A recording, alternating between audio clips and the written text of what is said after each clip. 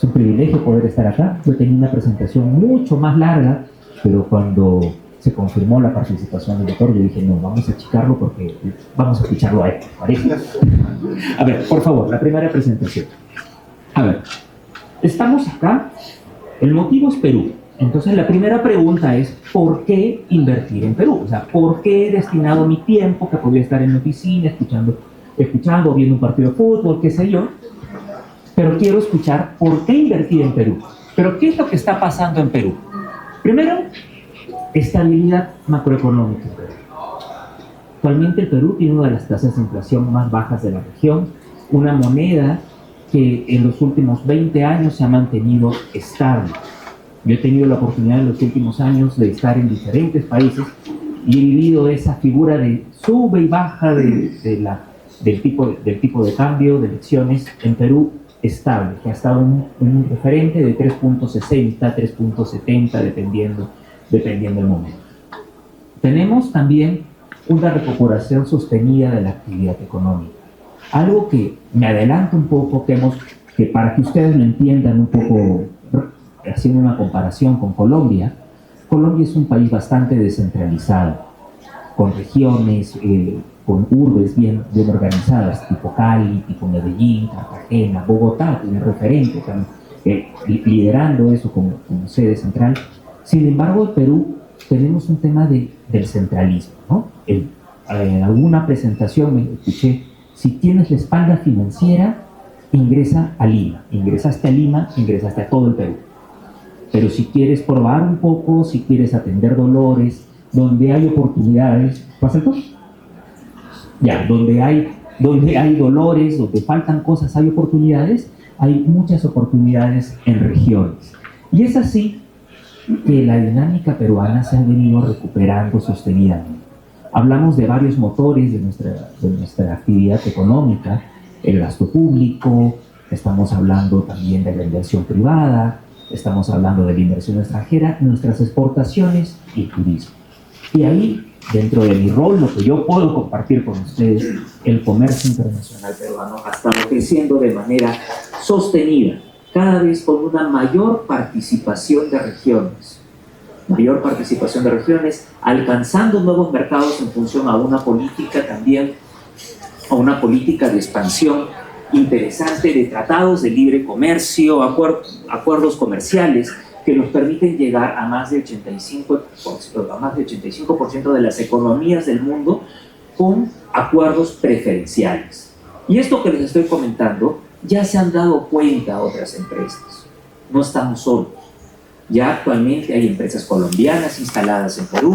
Lo mismo también, ya hay inversiones grandes. Una de las más mediáticas y referentes, el puerto de Chancay, por ejemplo, al norte de Lima, que está marcando ahorita un antes y un después dentro de la dinámica empresarial peruana. También y eso está abriendo una mayor integración también del Perú y Latinoamérica, porque finalmente estamos como región integrándonos con Asia. En algún momento en una presentación, siempre cuando vemos el mapamundi, por favor, la siguiente, nos muestran a un lado, para este lado, América del Sur, América del Sur, y este lado Europa, y en el centro, bien bonito, en el Océano Atlántico, ¿no? Actualmente la economía está migrando y el Océano Pacífico está volviendo el centro de este dinamismo comercial, y por eso referente que el puerto de Chancay esté cambiando esta dinámica regional, no solo la dinámica de Perú. Lo que les decía en números, y quiero, como les digo, medio apurarme porque no quiero quitarle tiempo al doctor, 23 acuerdos comerciales que se están perfeccionando. Una referencia. Ustedes pueden decir, sí, otros países también tienen acuerdos comerciales. El Perú empezó su política de acuerdos comerciales a inicios de los 90. Empezamos algo tarde, no lo voy a negar, empezamos algo tarde. Pero como buen alumno, hicimos una herramienta empresarial llamada benchmarking, que es identificar las mejores prácticas, mejorarlas e implementarlas. Y estos acuerdos comerciales se han ido perfeccionando y mejorando cada vez porque el comercio va cambiando. El comercio de servicios también es una plataforma interesantísima que también necesita cambiar. el Internet de las Cosas. Actualmente la inteligencia artificial está ayudando también a que estos acuerdos comerciales tengan que perfeccionarse y utilizar y cambiar las reglas de beneficios de acceso a otros mercados.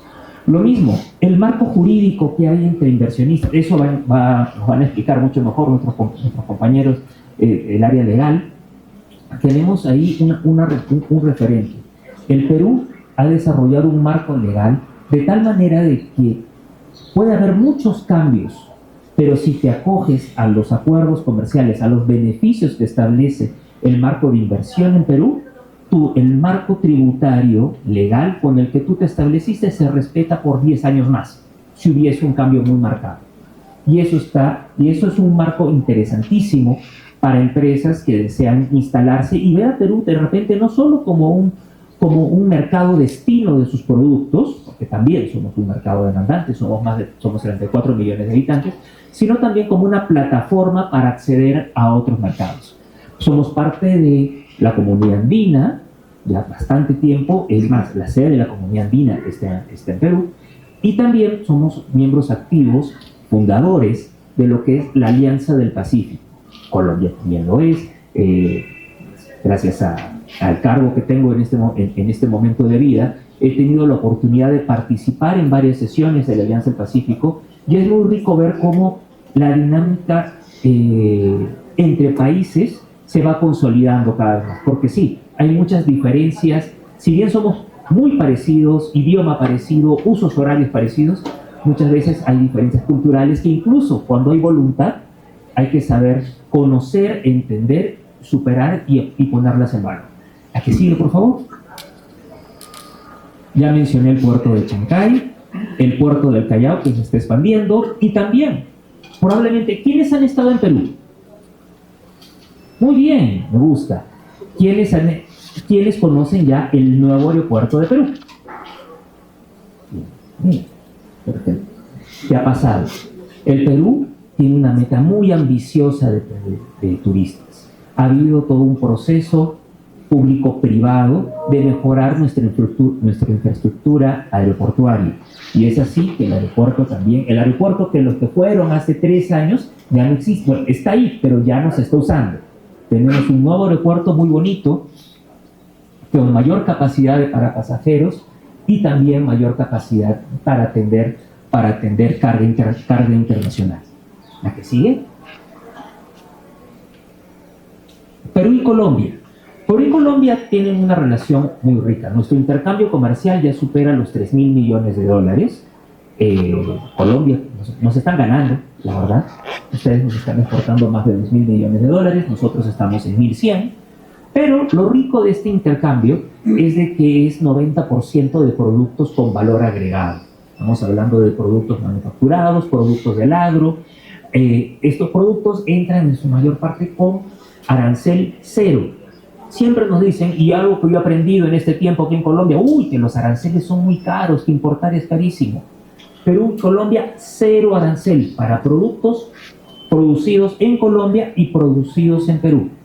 Lo mismo para servicios. Ahí se está perfeccionando el tema del comercio de servicios entre ambos países. Y hay empresas colombianas, hay más de 300 empresas colombianas instaladas en Perú en diferentes sectores. Yo vengo de estar la semana pasada, les decía jocosamente, con 10, pero en la práctica eran 14 profesionales colombianos. De los 14, 4 de ellos ya tenían presencia en Perú y estaban comentando sus experiencias instalándose en Perú, conociendo estas diferentes oportunidades que hay, sobre todo en regiones de Perú. Como anécdota, ustedes están acostumbrados a despertarse 4 de la mañana, 4 y media. Entonces llegan a trabajar temprano y en Perú replican esa misma dinámica. Citan la reunión de trabajo 7 de la mañana. Normal. El peruano siente, me van a votar. ¿Qué hice? ¿Por qué me han citado a las 7 de la mañana? Eso no está bien. Pero lo que mencionaban todas estas empresas es que veían a Perú no solo como una oportunidad como el mercado peruano, sino para desde el Perú atender a otros mercados, a Asia, a Estados Unidos, a Europa, en función de estos acuerdos que los han visto en la práctica. Ya que sí, por favor. Oportunidades concretas que tenemos dentro de la región latinoamericana, todo lo que es manufactura, todo lo que es proveedores a la industria. Yo sé que todos cuando quieren traer maquinaria o industria piensan en China. Me voy a traer máquinas de la China que son baratas. Pero China te vende las máquinas en inglés, pero te da el soporte en chino.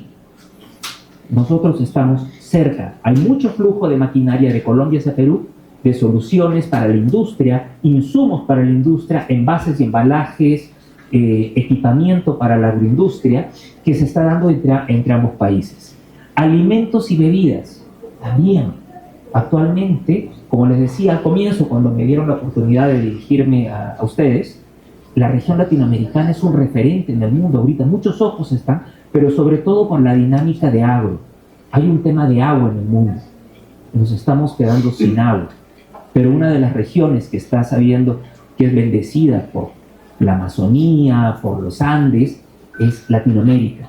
Entonces nuestro rendimiento agrícola está probablemente perfeccionándolo, introduciendo nuevas tecnologías propias de países con más estrés. Vamos a poder utilizar mejor esto y abastecer no solo entre nosotros, sino al mundo con frutas, con vegetales, más en una tendencia tan vegana como estamos ahora, esta tendencia de cuidarse. Ustedes se despiertan a las 4 de la mañana para correr, para hacer deporte, también lo sé. Entonces sí, hay esta tendencia de cuidarse, la región es un referente.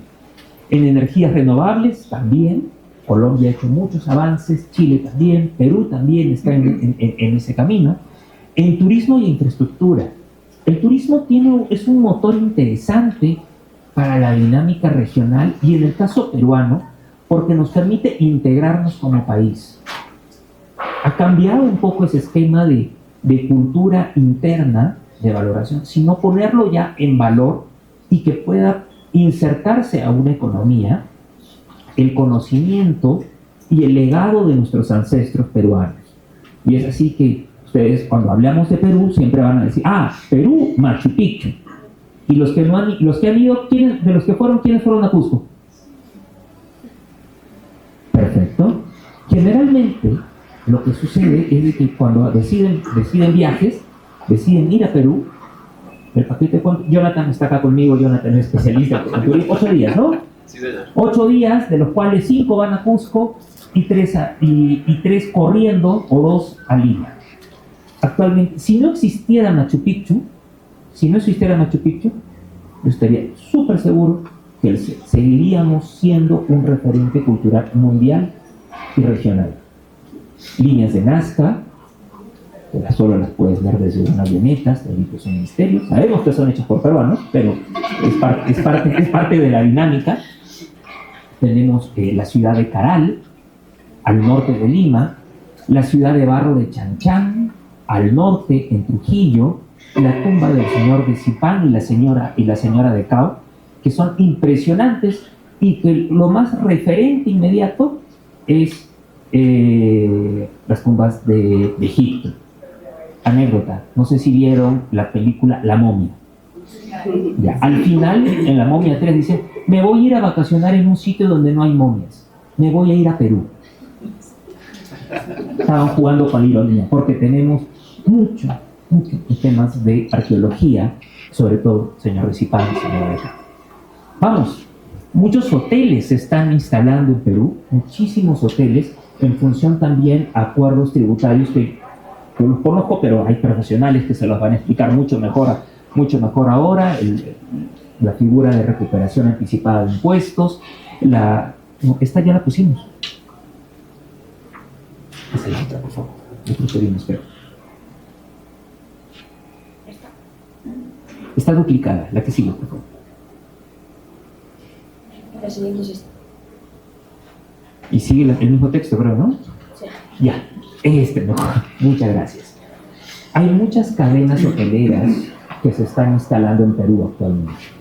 Actualmente el Perú está apostando más que a un número de turistas, batir el número de turistas, llegar a 6, 7, 10 millones de turistas. Estamos apostando a un turista con un mayor poder adquisitivo, un turista con un mayor gasto diario y un turista también que pueda quedarse dentro de la región. Por eso uno de los esfuerzos que va haciendo la Alianza del Pacífico para atraer estos turistas que les llaman turistas long haul, los que estuvieron 14 horas en un avión. Entonces, quien estuvo 14 horas en un avión va a estar 10 días en Perú y de ahí se va a saltar probablemente a Colombia a conocer, a divertirse, probablemente vaya a Bolivia, a conocer el Salar de Uyuni o algo por el estilo, a Chile a conocer vinos. Entonces, estamos hablando de que el sector turístico en Perú está siendo uno de los sectores que más está atrayendo la dinámica empresarial. Y con el turismo vienen también los restaurantes. Y estoy pateando la parte gastronómica para el final, porque ya todos conocen de que la comida peruana es una de las mejores del mundo y que viene siendo reconocida en los últimos 7 años por diferentes medios especializados como la mejor gastronomía del mundo. ¿Qué sigue, por favor? Ya. También hay oportunidades en energías renovables e infraestructura turística. Actualmente, los que han ido a Cusco probablemente han ido a Machu Picchu, ¿ya? Pero hay otra ciudad hermosa, impresionante, llamada Choquequirao. Choquequirao actualmente está a 3 días caminando, haciendo campamento, estacionándose y yendo de poco a poco a Choquequirao. Actualmente se está licitando, se está ya por implementar un teleférico que va a reducir el tránsito de 3 días a 30 minutos.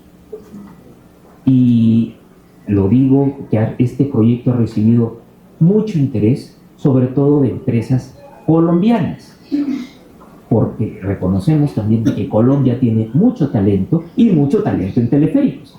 He visto muchos teleféricos acá. Ha venido nuestra agencia de promoción de inversiones, Proinversión, y se ha reunido con unas 7 empresas, entre otras, de constructoras de teleféricos, que nos ha ayudado mucho también a definir los términos de referencia para la construcción de esta unidad. ¿Sigue? Choquequirao. ¿Por qué invertir ahora en Perú? ¿Qué sucede? Les dije hace un momento que cuando se cierra una puerta se abre una ventana, y en el caso peruano se abren muchas ventanas, pero estas son ventanas que se abren y se cierran. Estamos hablando de que están llegando muchos, así como llegué yo la semana pasada con estos 20 empresarios, 14 colombianos, están llegando delegaciones de diferentes partes del mundo, no solo por nosotros, por PROMPERÚ, sino también por consultoras especializadas que están viendo al Perú como un potencial para expandirse. Pero, ¿quiénes están con el mismo uso horario? Colombia. ¿Quiénes hablan el mismo idioma? Colombia. ¿Quiénes tienen una dinámica cultural, social parecida a Perú? Colombia. Entonces yo creo de que si no somos nosotros, van a ser otros. Yo creo que es la oportunidad. Siempre estamos pensando, ojalá me aparezca la oportunidad.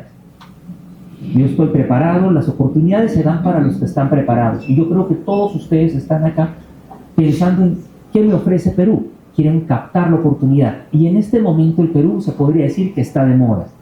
Estos proyectos de infraestructura, esta dinámica, esta referente del Perú como potencia agroindustrial, gastronómica y turística, se está consolidando. Muchos de los turistas que llegaron como turistas están llegando ahora como inversionistas. Pues yo creo que es una excelente oportunidad para aquellas empresas, para aquellos profesionales que ya tienen algún desarrollo dentro de Colombia, diversificar y a poder atraer estas oportunidades y poder instalarse pronto, antes que se sature un poco más. Lo que les decía inicialmente, Lima es excelente, es una ciudad moderna, actualista, pero hay mucha competencia. Regiones ayuda muchísimo. Creo que podemos avanzar. Yo creo que con eso ya está. No, pasa. Con esto termino. 3 ideas para hoy.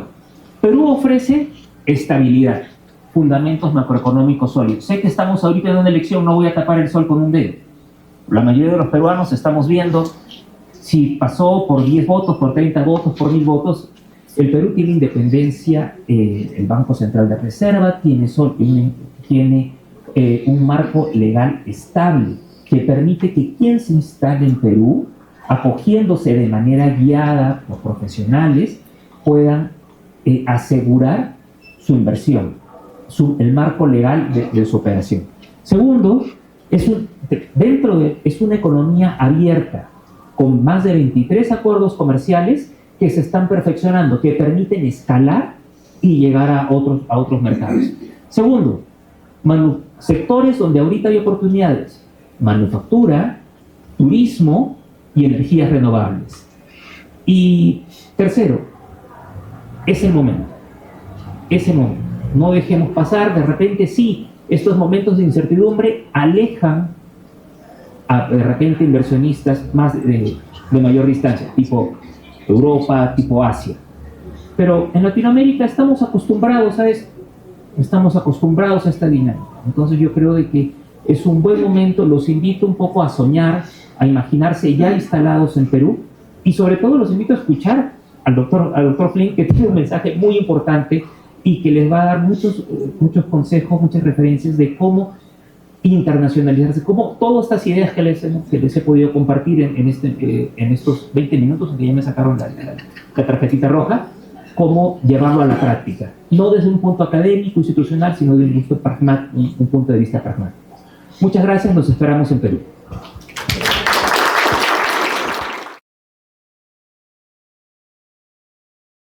Ha sido muy interesante escuchar a nuestro conferencista, que ha dicho más o menos el 80% de lo que iba a decir yo. Así que lo que yo quiero ahora es mostrarles algunas filminas, pero principalmente conversar con ustedes sobre do's and don'ts, qué hacer y qué no hacer y por qué hay errores cuando uno entra con estas cifras macroeconómicas y ahora quieres tú aterrizar y no tener problemas. ¿Ok? ¿Y por qué hay los mismos errores? Esas son las mismas preguntas que uno hace. ¿Por qué las cosas no caminan? En primer lugar, esta reflexión que me encantó cuando dijeron que Cundinamarca no era Dinamarca. ¿Ok? O sea, entendamos que Colombia no es Perú, así como un paisa no es un cachaco. Entonces no hay los peruanos. Tenemos que entender que existen regiones y diferentes formas de pensar. Entonces, la primera cosa para su tranquilidad es que el peruano puede decir no en unas 12 formas diferentes sin que ustedes se den cuenta. ¿Ok? O sea, si yo como peruano te digo, déjame verlo, ya lo voy a pensar, llámame la próxima semana, qué interesante, te está diciendo no en varias formas. Entonces, lo que uno tiene que entender es que hay que leer culturalmente. Lo más importante es que, aunque hablamos todos castellano, a mí me encanta, porque yo siempre bromeo con los alumnos, digo, qué vieja tan chusca, y se ofenden a muerte. O sea, qué bruja tan chusca, ¿no? Es como el peruano dice, baja la luna. ¿Baja la luna? O sea, desciende el cristal. Entonces, el concepto cultural es, hay que tomarlo. Primer elemento es ir paso a paso. Ahora veamos cómo es los elementos que hay que tomar en cuenta. En primer lugar, no existen los contratos. ¿Cómo no existen los contratos? No, el contrato existe. Sí, pero no es un contrato gringo. Porque lo que te enseñan en la Facultad de Derecho es que lo que está en el documento es ley. Lo que dice el papel es ley. Cuando yo estaba en Francia, en INSEAD, The Business School of the World, nunca habían visto un peruano. Entonces dijeron, oye, nos gustaría hacer un cultural map de tu cerebro. En el medio. Un mapa cultural de tu cerebro, ¿cómo será? Y mi cerebro salió chino. Porque todos los peruanos somos chinos. ¿Qué significa el guanxi? Se hacen negocios por la relación personal, no por lo que dice el documento. Tú construyes la relación personal. No es que ya veo con mi abogado. Entonces el primer elemento es construir una relación personal, familiar, que no te van a traicionar porque somos parte de un grupo que nos conocemos, conozco a tu familia. Tienes que invertir el tiempo suficiente para construir, no lo que dice el papel. El papel es una ayuda de memoria. Pero, primer paso, entender qué te están diciendo en la forma elegante, construir esto, eso viene también del tema de España, de construir las relaciones. Primer tema de lo que debes hacer, no importa que estudies tu negocio, lo que tienes que estudiar es a la persona que está al frente tuyo. Primer paso de un inversionista: pedir Infoport, o sea, información bancaria, pedir Credimas, pedir referencias y pedir porque somos el producto de nuestra historia.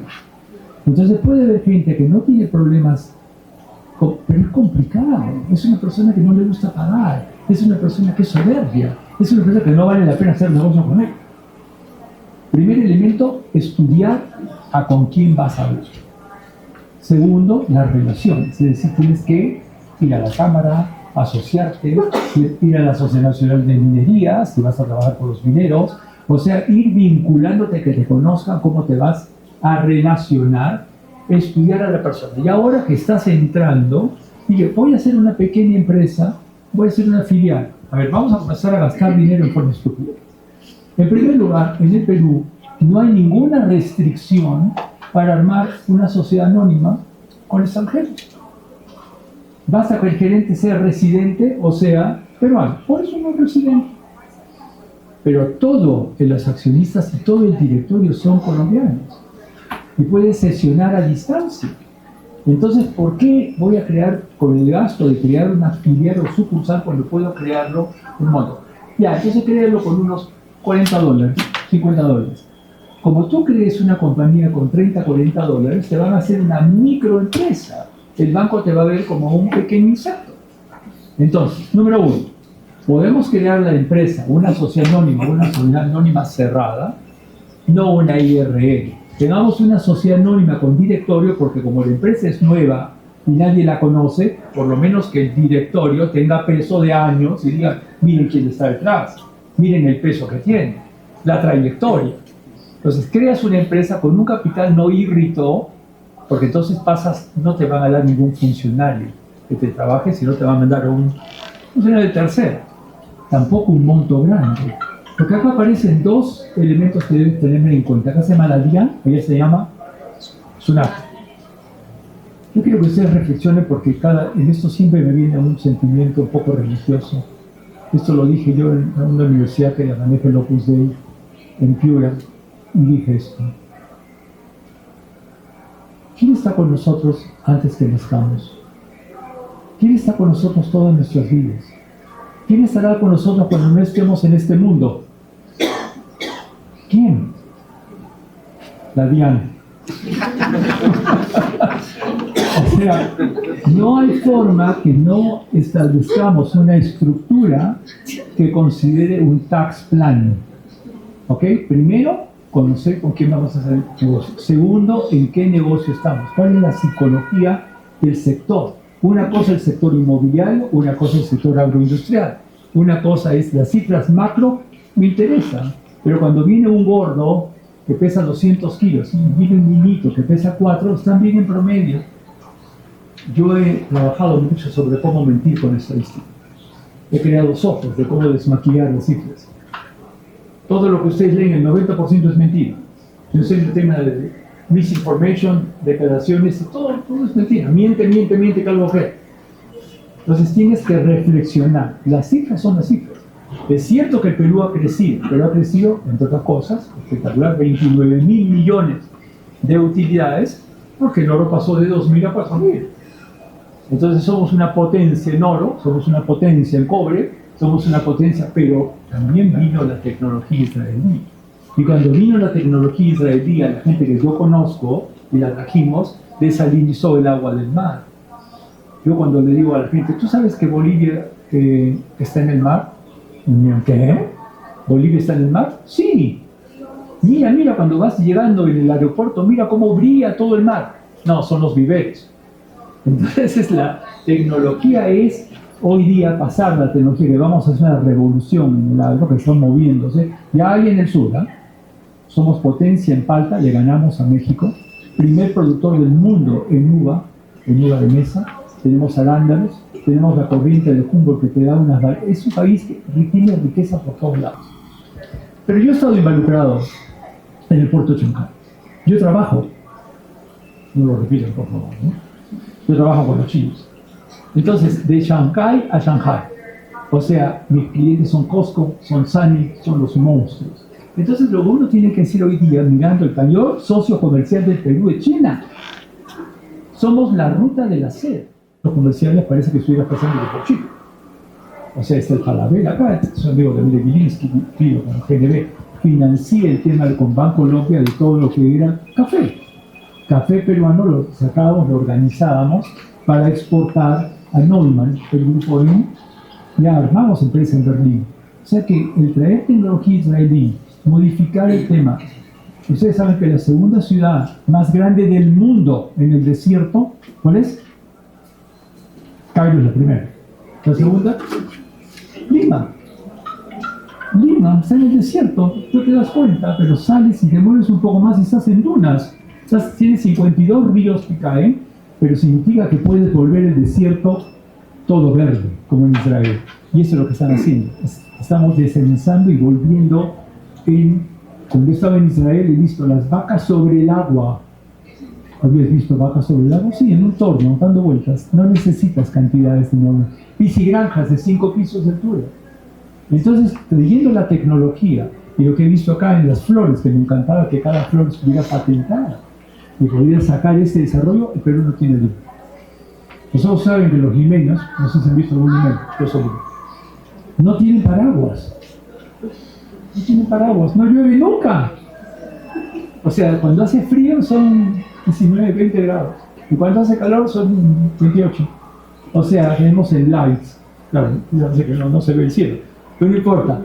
Tenemos un clima súper neutral, que eso hace que miles de chilenos tengan inversiones en Piura, en Tumbes, porque salen después de la cosecha, salen antes. Entonces, tienen por los diferentes de climas, por tiempos, y algo es un lugar espectacular para invertir.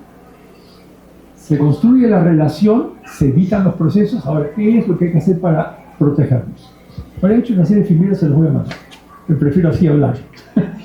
Primero, no pongas un capital ridículo, sino un capital que sea para que el banco te responda. No pongas un capital enorme, no vayas a mandar nunca un dinero si no tienes compliance officer. Yo he recibido 4 o 5 millones, se los congelan. Porque siempre hay que tener el cuidado de que no digan lavado de activos. Esa es una de las 2 neurosis que están dando vueltas, que es Fiscalía e IAG.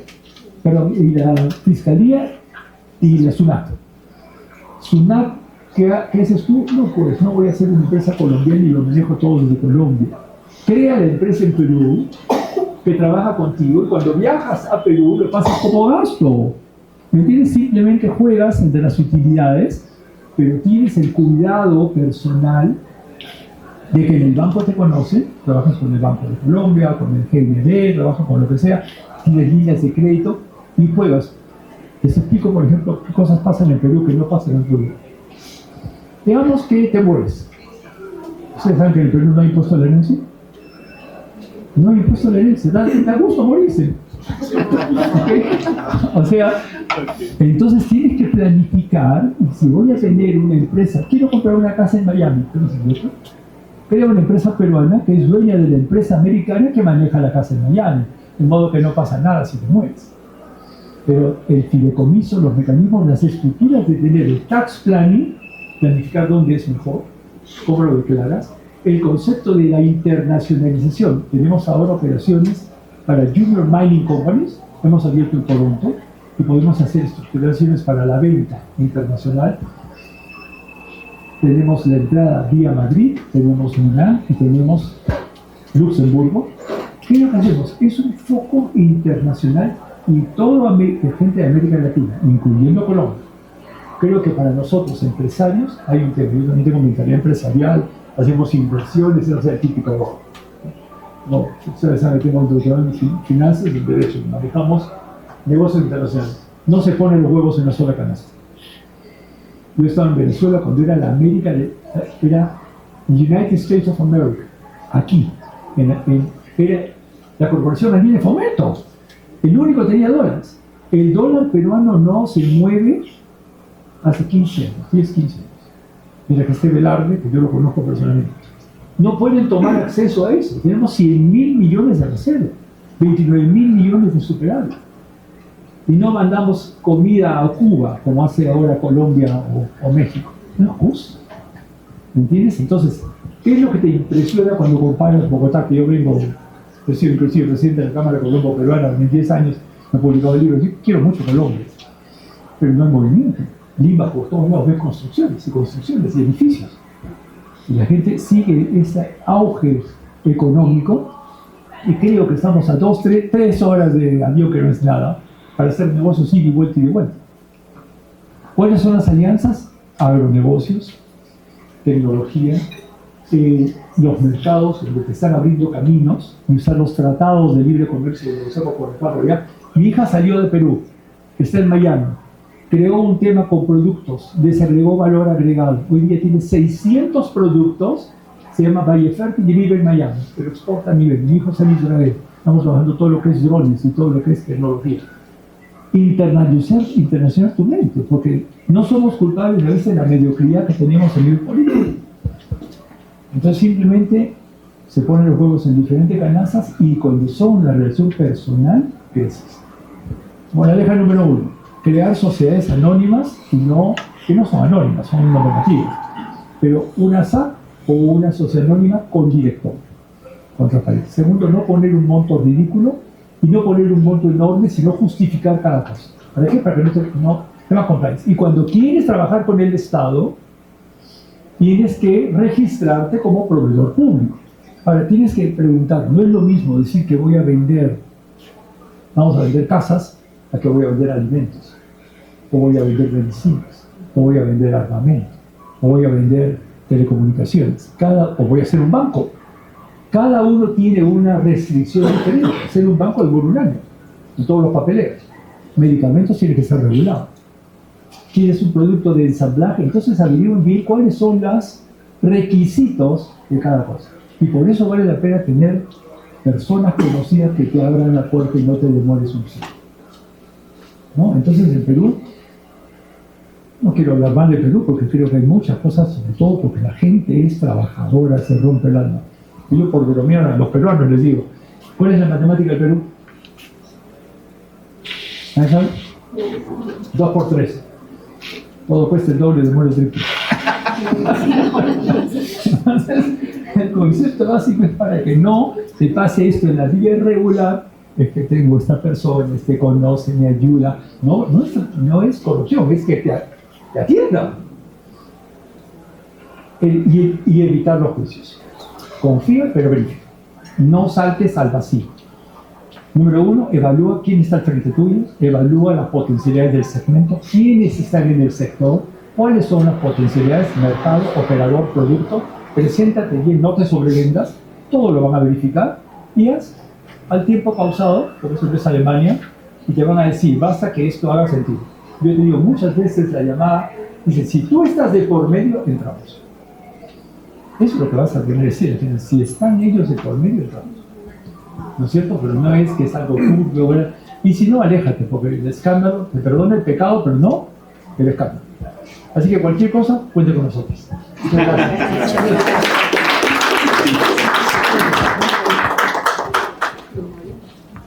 Le agradecemos a Julio y a Pincas por esta exposición, este primer bloque de Perú, plataforma de oportunidades de inversión. Nos presentó por qué Perú, ¿sí? De manera que ahora nos disponemos para iniciar este segundo bloque denominado Dos mercados, una sola visión. En esta aproximación, o mejor en esta oportunidad, vamos a tener una aproximación real, concreta, sin rodeos, de cómo es el día a día de las operaciones en Perú.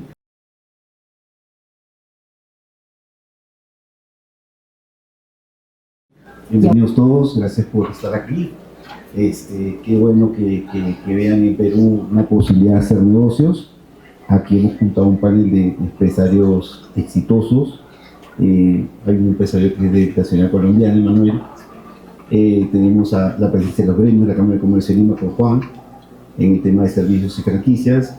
Y tenemos a Carlos, que es un empresario que está en los dos mundos. Tiene empresas tanto en Colombia como en Perú. O sea que nos da una visión tal vez más amplia, porque conoce tanto al empresario colombiano como al empresario peruano muy bien. La idea es primero conocer un poco de parte de empresarios en la toma de decisión. ¿Qué me llevó a primero tomar la decisión de ir a este paso a Perú? Por ejemplo, por este bloque, empecemos con Emanuel. Emanuel, ¿cuál fue el momento que tomó esta decisión? ¿Cuál fue la ecuación, las variables? Gracias a ustedes por hacerme parte de este panel y compartir experiencias un poco más vivenciales de lo que desde nuestra perspectiva hemos vivido en el negocio. Y lo primero que logramos identificar era que nuestros clientes en el servicio nos estaban pidiendo ir hacia sus otros mercados. Entonces, lo primero fue una expansión orgánica acompañada por clientes que nos invitaron a sumarnos y a entender cómo en la transversalidad de nuestro negocio podíamos también atenderlos localmente.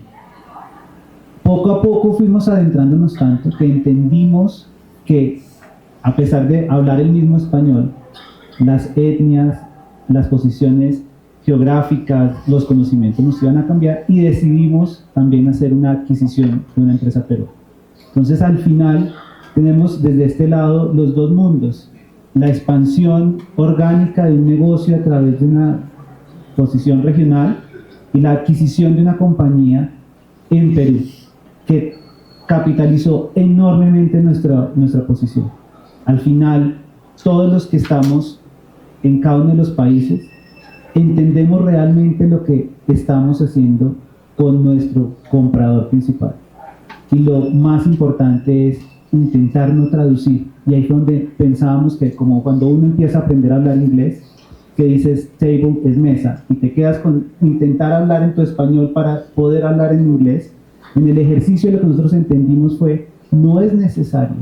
Entonces, la función de un gremio, ¿cuál es? Es facilitar el intercambio de sus empresarios con empresarios del exterior.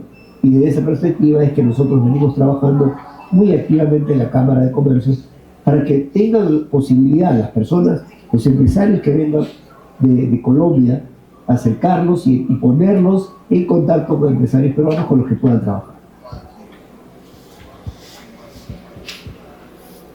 Carlos, tú sí has hecho el ejercicio distinto. Tú has ido de Perú a Colombia.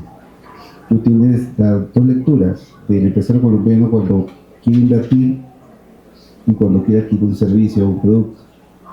Tienes ese análisis por tu experiencia. ¿Tú qué intuyes? ¿Cuál es, aparte, cuál fue el motivo de ir de Perú a Colombia? Y dentro de tu experiencia, ¿cuál es el motor que también anima a un empresario colombiano a decidirse a invertir, o invertir, ya entrar a Perú? Muchas gracias, porque esta respuesta tiene que ver mucho con nosotros, con los emprendedores, con los empresarios, porque lo primero que hacemos es tomar una elección consciente y tomamos el riesgo de invertir nuestro propio dinero, nuestro capital. Así que nuestra primera visión es que las cosas funcionen. Esto es muy importante porque la mayor parte pensamos que solo se trata de crecimiento en ventas. Y lo que estamos hablando es de desarrollo empresarial, de marca, de ventajas competitivas. Así tomamos la decisión hace 2 años de ingresar a Colombia, no como una plaza, sino como parte de una empresa que ahora estaba presente en 2 países, una sola cultura. Importante eso porque la estrategia define también la sostenibilidad de los equipos de trabajo. ¿Van a sentirse parte de 2 empresas o van a sentirse que están en una sola y que pueden intercambiarse incluso? ¿Por qué Colombia? Que esa es la pregunta que siempre me hacen. Miren, básicamente habían 3 países: Chile, Colombia, México. Colombia es un país más grande que Perú. Es un país descentralizado y es un país con mucha tecnología. Colombia tiene startups que se han convertido en unicornios. Rappi ha inspirado a las startups y a los emprendimientos de toda América Latina. Gracias a Rappi tenemos mucho emprendimiento en Ecuador, en Perú, en Chile, que quieren ser como Rappi. Entonces, ¿por qué no venir aquí, donde está la cuna de los Rappis, para aprender? La segunda razón también es el desarrollo de una ventaja competitiva. Nuestros clientes estaban presentes en algunos países, pero principalmente en Colombia. Y hoy existe una tendencia que quiero compartirla con ustedes. Las empresas quieren un solo proveedor regional. No quieren estar presentes en varios países con distintos proveedores, quieren uno solo. Así que si estás presente en 2 países donde están tus clientes, se desarrolle una ventaja competitiva. Bueno, la tercera razón es que queríamos un país que fuese al mundial también, para poder apoyarlo. Y como Perú va cada 30 años, entonces dijimos, bueno, en Colombia, pues vamos a apoyarlo. La próxima semana, viva Colombia. ¿Y qué se espera en Perú? Muchas cosas, pero no quiero alargarlo en esta primera etapa, pero sí es importante esto. Cuando uno entra a Perú, se ha mencionado, entra a un país centralizado, muy parecido tal vez a Chile. Esto puede tener desafíos, pero sí también muchas bondades para empresas como las nuestras. Porque no tenemos capital para entrar a 2, 3, 4 ciudades, tenemos capital para entrar a una sola. Y mientras Bogotá representa el 25% de la economía del país, Lima representa el 50%. Entonces, estar en Lima me representa un despliegue muy eficiente en marketing, en cadena de suministro, en capital. Esa es una gran ventaja para una empresa como nosotros, para emprendimientos como los de ustedes. Estar en una plaza y poder desarrollarse en una sola genera mucha escala. Similitudes desde un punto de vista de negocio, creo que lo tenemos en ambos países y es un reto como empresarios. Al final, todos estamos hoy retados a pensar en tecnología, a pensar en optimización, en ahorro, en rentabilidad, pensar en perdurar y cómo si de alguna manera mantenernos vigentes con un valor agregado real. Transmitir el valor agregado es un mismo reto que tenemos aquí y allá. Ahora, el cómo lo transmitimos y frente, como decían también en la primera charla, de cómo transmitimos nuestro valor y frente a quién nos estamos sentando, y no solamente a nuestro cliente, sino también a nuestro empleado. Cultura corporativa general no es fácil de imprimir, no es fácil de definir. Hay una palabra muy particular que en Perú usan mucho cuando estás comentando algo, en la frase, ¿ya lo terminaste? Te dicen todavía. Y en Colombia el todavía es not yet, está en proceso, y el todavía en Perú puede significar otra cosa.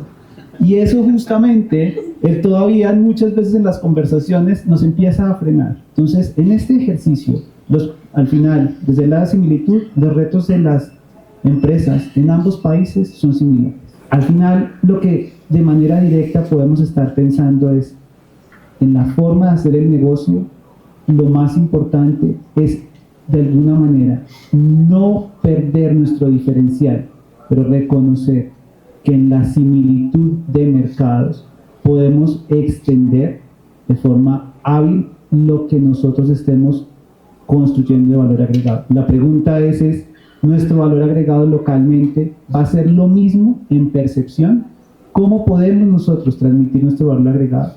A pesar de que hay un reto distinto. En Colombia, en el país del Sagrado Corazón de Jesús, siempre se pide descuento. Siempre estás pensando, la persona te está diciendo 100 para poder decirte 80, para cerrar en 50, y el otro está dispuesto a pagar 10.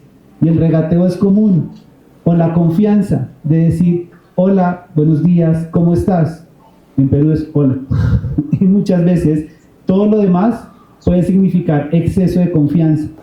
Tal vez tú lo has visto, cuando está en Silicon Valley, lo que están evaluando es la ambición del emprendedor. ¿Cuál es nuestra ambición? Bueno, estar aquí en Bogotá, de repente un poquito también en Medellín, Lima, pero más allá todavía.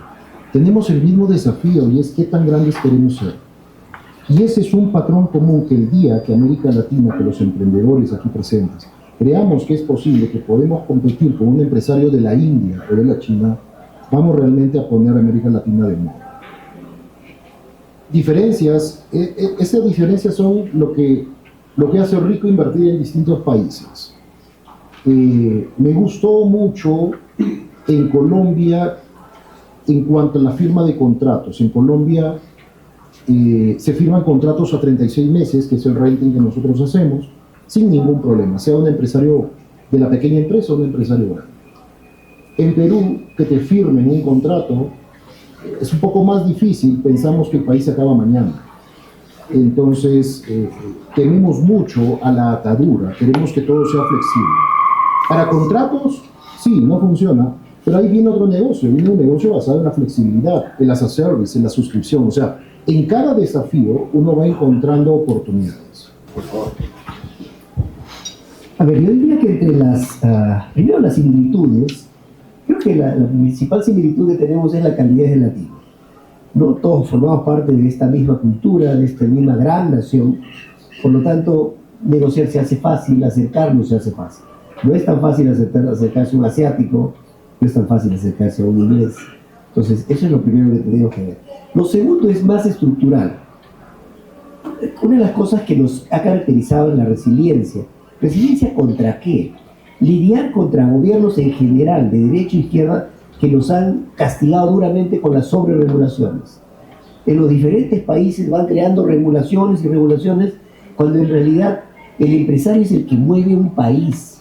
Creo que eso es lo primero que tienen que entender los gobernadores, los políticos, los que están a cargo del Estado. El país no se mueve por el sector público se mueve por el aporte de la empresa privada. Y nos han ido castigando, no solamente acá, hablo Pincas y bromeo un poco entre la DIAN y la SUNAT. Tenemos una espada de Damocles siempre detrás de nosotros, cuando debería ser al contrario, el empresario, el emprendedor, el que da empleo, debería tener todas las facilidades. Yo a veces me reúno en mesas de trabajo, mesas ejecutivas en Lima, en donde está el Ministerio de Agricultura, está la SUNAFIN, que es el organismo que controla, que hace la fiscalización laboral. Y le digo, ¿alguna vez ustedes han puesto un kiosco de moliente siquiera? ¿Saben lo que es pagar una planilla, lo que es pagar impuestos? Entonces la óptica del Estado nos ha hecho que tengamos que tener siempre mucha paciencia y mucha resiliencia para seguir adelante a pesar de todos estos factores. Entonces hemos tenido que hasta romper las barreras idiomáticas y ha sido un éxito. El día que abrió la primera lucha, habían 3 cuadras en cola para entrar al primer día de inauguración. Entonces, las barreras idiomáticas las hemos ido salvando. Lo importante siempre es la voluntad de querer hacer cosas. Lo importante es tratar de ver eso como posibilidad de inversión. Pues yo digo a algunos, a veces uno quiere poner un restaurante y tiene un capital. Montar un restaurante desde cero, ¿saben lo que significa? Es una locura. A veces es mejor comprar algo que ya está hecho. Viene con marca, viene con prestigio, viene con respaldo, viene con manuales. Y esa es una opción que también tendrían que pensar los empresarios de aquí de Colombia y comprar franquicias peruanas. Desde low cost hasta aquellas de más costo. Pues eso es lo que yo podría decir. Un desafío común que tenemos es que todavía nuestros gobiernos e instituciones están aprendiendo a diferenciar un emprendimiento, una empresa pequeña de un emprendimiento innovador, de uno que va a crecer mucho. Nos tratan igual, las mismas normas, y a veces hasta pagamos los emprendedores errores del empresariado de antaño, ¿no? Pero sí es importante eso, o sea, un emprendimiento no es una empresa pequeña, es una empresa que enfrenta desafíos distintos y que va a ser mucho más grande y escalable. No nos toca la puerta el gobierno para ayudarnos o asesorarnos, nos toca la puerta a la DIAN inmediatamente, justamente tienes tantos trabajadores, entonces debes cumplir las mismas normas que Bancolombia. Pero yo soy pequeño, estoy comenzando, estoy avanzando, entonces, ¿por qué me mides igual? Y eso pasa también en Lima. Entonces, tenemos que aprender de países que sí lo están haciendo mejor que Perú y Colombia, como Brasil. Brasil sí está apostando mucho por la tecnología, por distritos fintech, por tratar al emprendimiento en una escala distinta a cuando ya eres una empresa sostenible. Ahí tenemos una aprendizaje. Creo que al final, en el ejercicio de lo que hacemos de emprender, está la resiliencia, la adaptabilidad y la ejecución. Evidentemente, la resiliencia a saber que lo que hemos construido como valor agregado y que nos podría garantizar el éxito, no necesariamente es una apuesta segura, es una apuesta que, como todo, tendrá sus pormenores en que sí tendremos que ajustar. En Colombia los retos son increíbles y si no, los que disfrutamos hoy para venir en las vías de Bogotá se habrán dado cuenta de lo sexy que es moverse si es la primera vez que están en la ciudad. Pero al final, justamente eso es lo que nos genera oportunidades. Una ciudad caótica, llena de tráfico, una ciudad con horas punta y horas valle en el tráfico, como sucede en Lima. Eso nos genera también oportunidades de negocio, y eso solamente lo podemos entender en la ejecución. Si yo diría que uno de los modelos que más nos va a acercar, va a generar muchas similitudes, y no es porque yo preside el sector de franquicias, es la posibilidad de tener modelos de negocios consolidados de todo tamaño. Hoy hay una gran tendencia, por ejemplo, a través de las franquicias, desde la low cost, que va desde los food trucks, que va desde el autoempleo, que va desde los corners. O sea, uno puede tomar una franquicia que casi genera autoempleo, que se ubique en un centro comercial, esté en una esquina y empieza a vender. Son modalidades, son formas que pueden y están caminando bastante bien.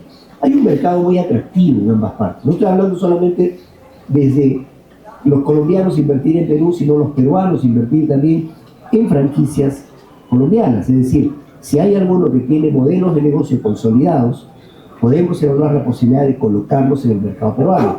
Yo tengo, por ejemplo, una cliente que es de Corea, está en el negocio de la belleza, ¿no? Y en el caso de la empresa que yo tengo, que yo represento además, nosotros estamos en el mundo tecnológico. Nosotros tenemos actualmente operaciones en Paraguay y en Chile y en Bolivia. Pero estamos trabajando básicamente en la parte de tecnología, porque además la tecnología no implica la logística de lo que es comercio de bienes. Y creo que hay muchos de nosotros estamos en la parte de tecnología, y lo bueno es que en todos los países hay necesidades tecnológicas y no hay las barreras idiomáticas ni las barreras de consumo de lo que serían mismos. Entonces, lo que es un software aquí, allá, en cualquier parte, pero lo que son productos de consumo sí a veces tienen sus variantes, incluso idiomáticas, que hacen ligeramente más difícil la entrada a algún país. Pero me gustaría empezar con Emanuel, para ver primero el tema de dinero financiero, las finanzas, la plata. La voy a llevar a Lima, ¿a quién voy a enfrentar? ¿Cuál va a ser el gasto? Primero que nos enfrentamos todos al proceso de internacionalización, no solo en Perú, sino en general, en cualquier mercado, es en la adaptabilidad corporativa. Entender cuál es el vehículo correcto respecto del cual nos vamos a fundamentar nuestra operación, saber si vamos a hacer una sociedad local, si vamos a, en Colombia que existe las compañías holding, que evidentemente tienen un régimen especial, si nos aplica, si no, ¿qué pasa con los dividendos? Nos puede ir bien todo, nos va a salir todo muy bien, y cuando le vayamos a sacar el dinero, ¿qué va a pasar? Un cliente peruano se enfrenta a los mismos retos de la SUNAT que nosotros nos enfrentamos aquí en la DIAN, que nos va a exigir la factura. Vamos a estar dispuestos a crear esa sociedad ya. ¿Qué nos va a convenir de manera directa para nuestro negocio? Esas son las preguntas que desde el punto de vista financiero hay que saber exactamente a qué retos desde el punto de vista del pago de planilla, saber que evidentemente la seguridad social tiene los mismos pormenores. En Perú nos han dado mucho ejemplo a las otras entidades tributarias de cómo si, no, digamos que imponer modelos de no solo de presión, sino de regulación. Entonces, seguramente hay muchas particularidades que la DIAN ha aprendido de la SUNAT, de cómo tener modelos transaccionales conectados.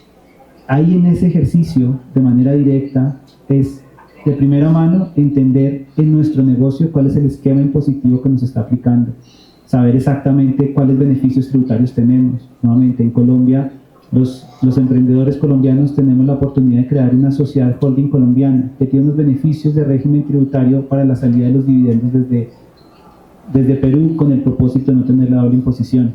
¿De qué forma sí debemos cubrirlos y cómo cumplirlos? Va a ser la clave. Para que tengan idea, hasta ahorita, el 26 de junio, no sé si se han dado cuenta, tenemos la regulación nueva de empezar a tener también esquemas de seguridad y salud en el trabajo que integren esquemas híbridos. Y adicional, no solo eso, sino nos están pidiendo esquemas que en el Perú de pronto ya existían hace mucho tiempo. Regulaciones para la lactancia de trabajadores de forma directa, adaptabilidad de las oficinas, y todo eso al final se traduce en flujo de caja. Ese conocimiento en el equilibrio de la regulación entre lo que es fiscal y lo que tiene que ver con lo laboral, sin duda también es algo que nos debe ocupar de manera directa en el análisis cuando estemos haciendo la apertura de lado y lado.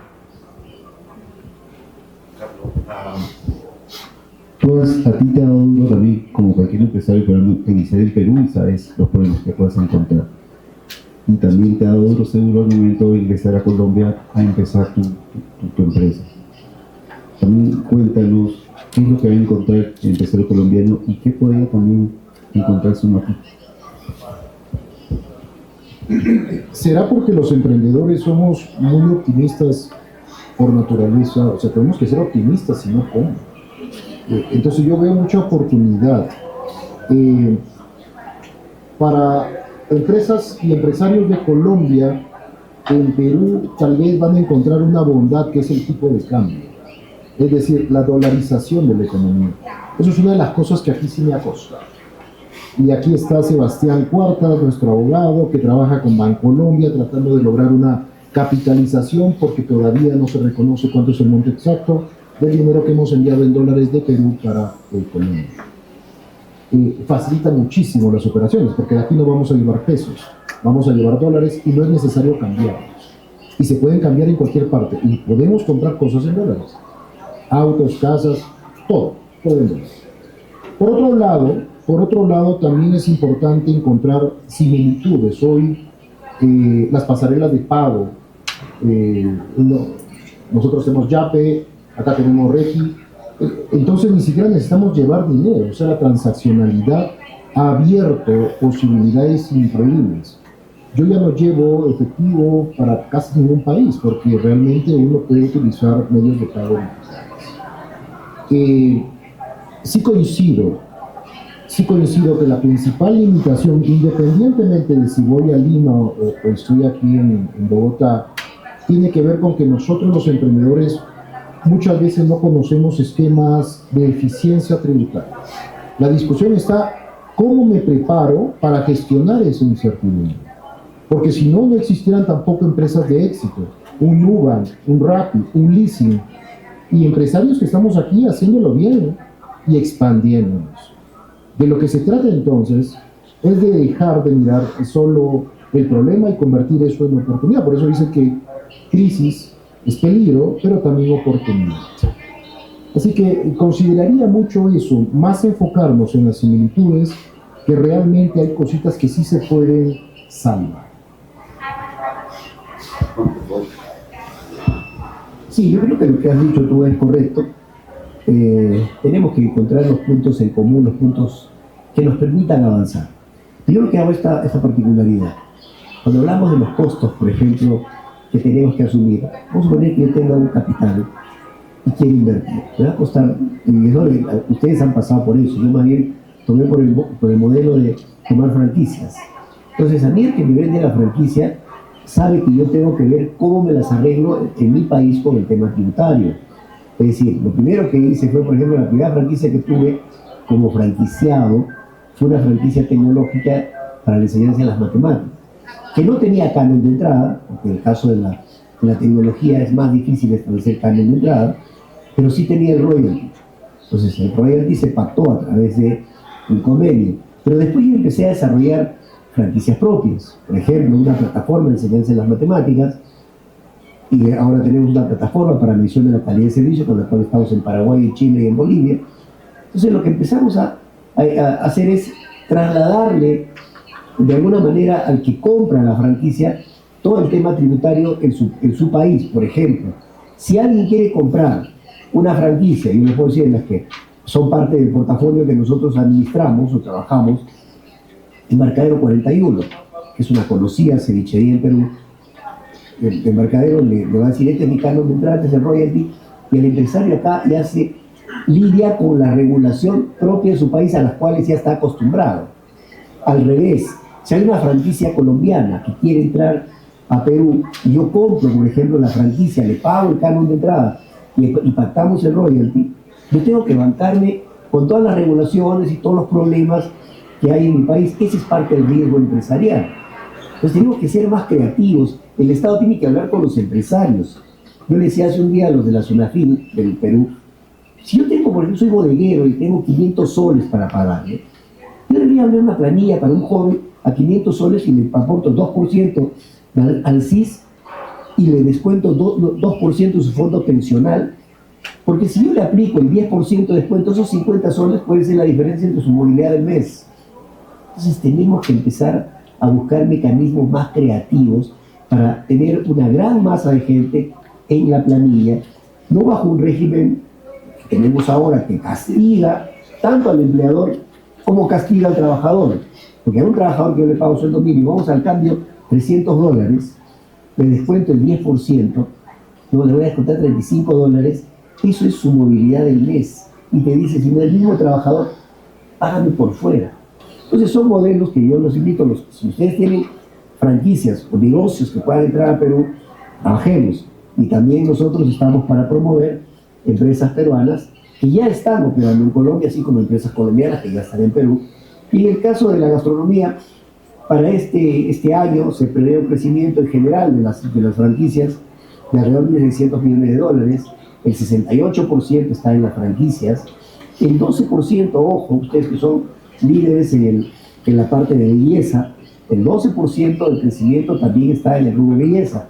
Salones de belleza, spas, institutos de cosmiatría, por decirlo. Piensen también que ese es un factor importante. Y otro factor que está creciendo son las tiendas de conveniencia. ¿Han visto la expansión casi exponencial de Oxxo? ¿No? Está creciendo, pero de una manera así bastante rápida. En Perú yo estuve el año pasado con el gerente general y gerente de operaciones y tenía hasta el año pasado 188 locales. Para este año piensan llegar a 800 locales. Entonces, esos son modelos que de alguna manera, no sé si le quitan un poco el historial a los que hacen desde cero. Nosotros lo que hacemos es compramos negocios ya consolidados o vendemos negocios consolidados, y el que compra finalmente lo que hace es se banca con las regulaciones propias del país, y eso es lo que tiene que hacer obviamente. Ya hemos visto que el tema tributario es muy duro, pero hay que darle la mano con él. Hemos visto también que el tema financiero va a ser también algo que tenemos que saber medir para poder saber invertir el dinero y nos vaya bien. Sumado al tema que también en el primer panel se dio, de que depende de la actividad que te dediques, tienes que tener una licencia en bancos SBS, si tienes temas de alimentos, Ligesa, si tienes temas de medicamentos, FMI. Y tienes que ser muy, muy puntual y coherente con eso, porque te toca una multa, por nada. Y el tema es evitar eso. Yo me gustaría hacer, para continuar y ya cerrar un poco este bloque, ¿cuántos empresarios que están aquí presentes ven el tema de servicios? ¿Listo? ¿Productos? Listo. ¿Quiénes ya tienen como pensado ir a hacer coqueteos con Perú?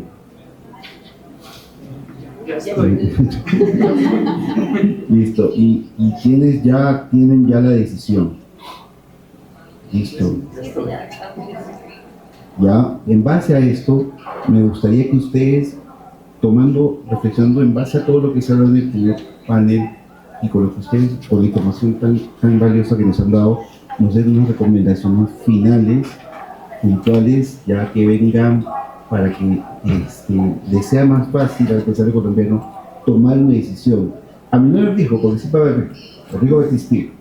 El tema es que su riesgo sea lo más posible, y como dijo tiene que hacer el primer panel, el acompañamiento y crear una relación con el profesional. Es importante. Y conocer gente del medio, que también es importante. Darse unas vueltas no solo a Perú de ida y vuelta, es quedarte un par de semanas, hacer un estudio de mercado, porque las costumbres la verdad son muy duras. Fue muy duro cuando me dijeron ahora, porque ahora en Perú es ahora, y ahora acá es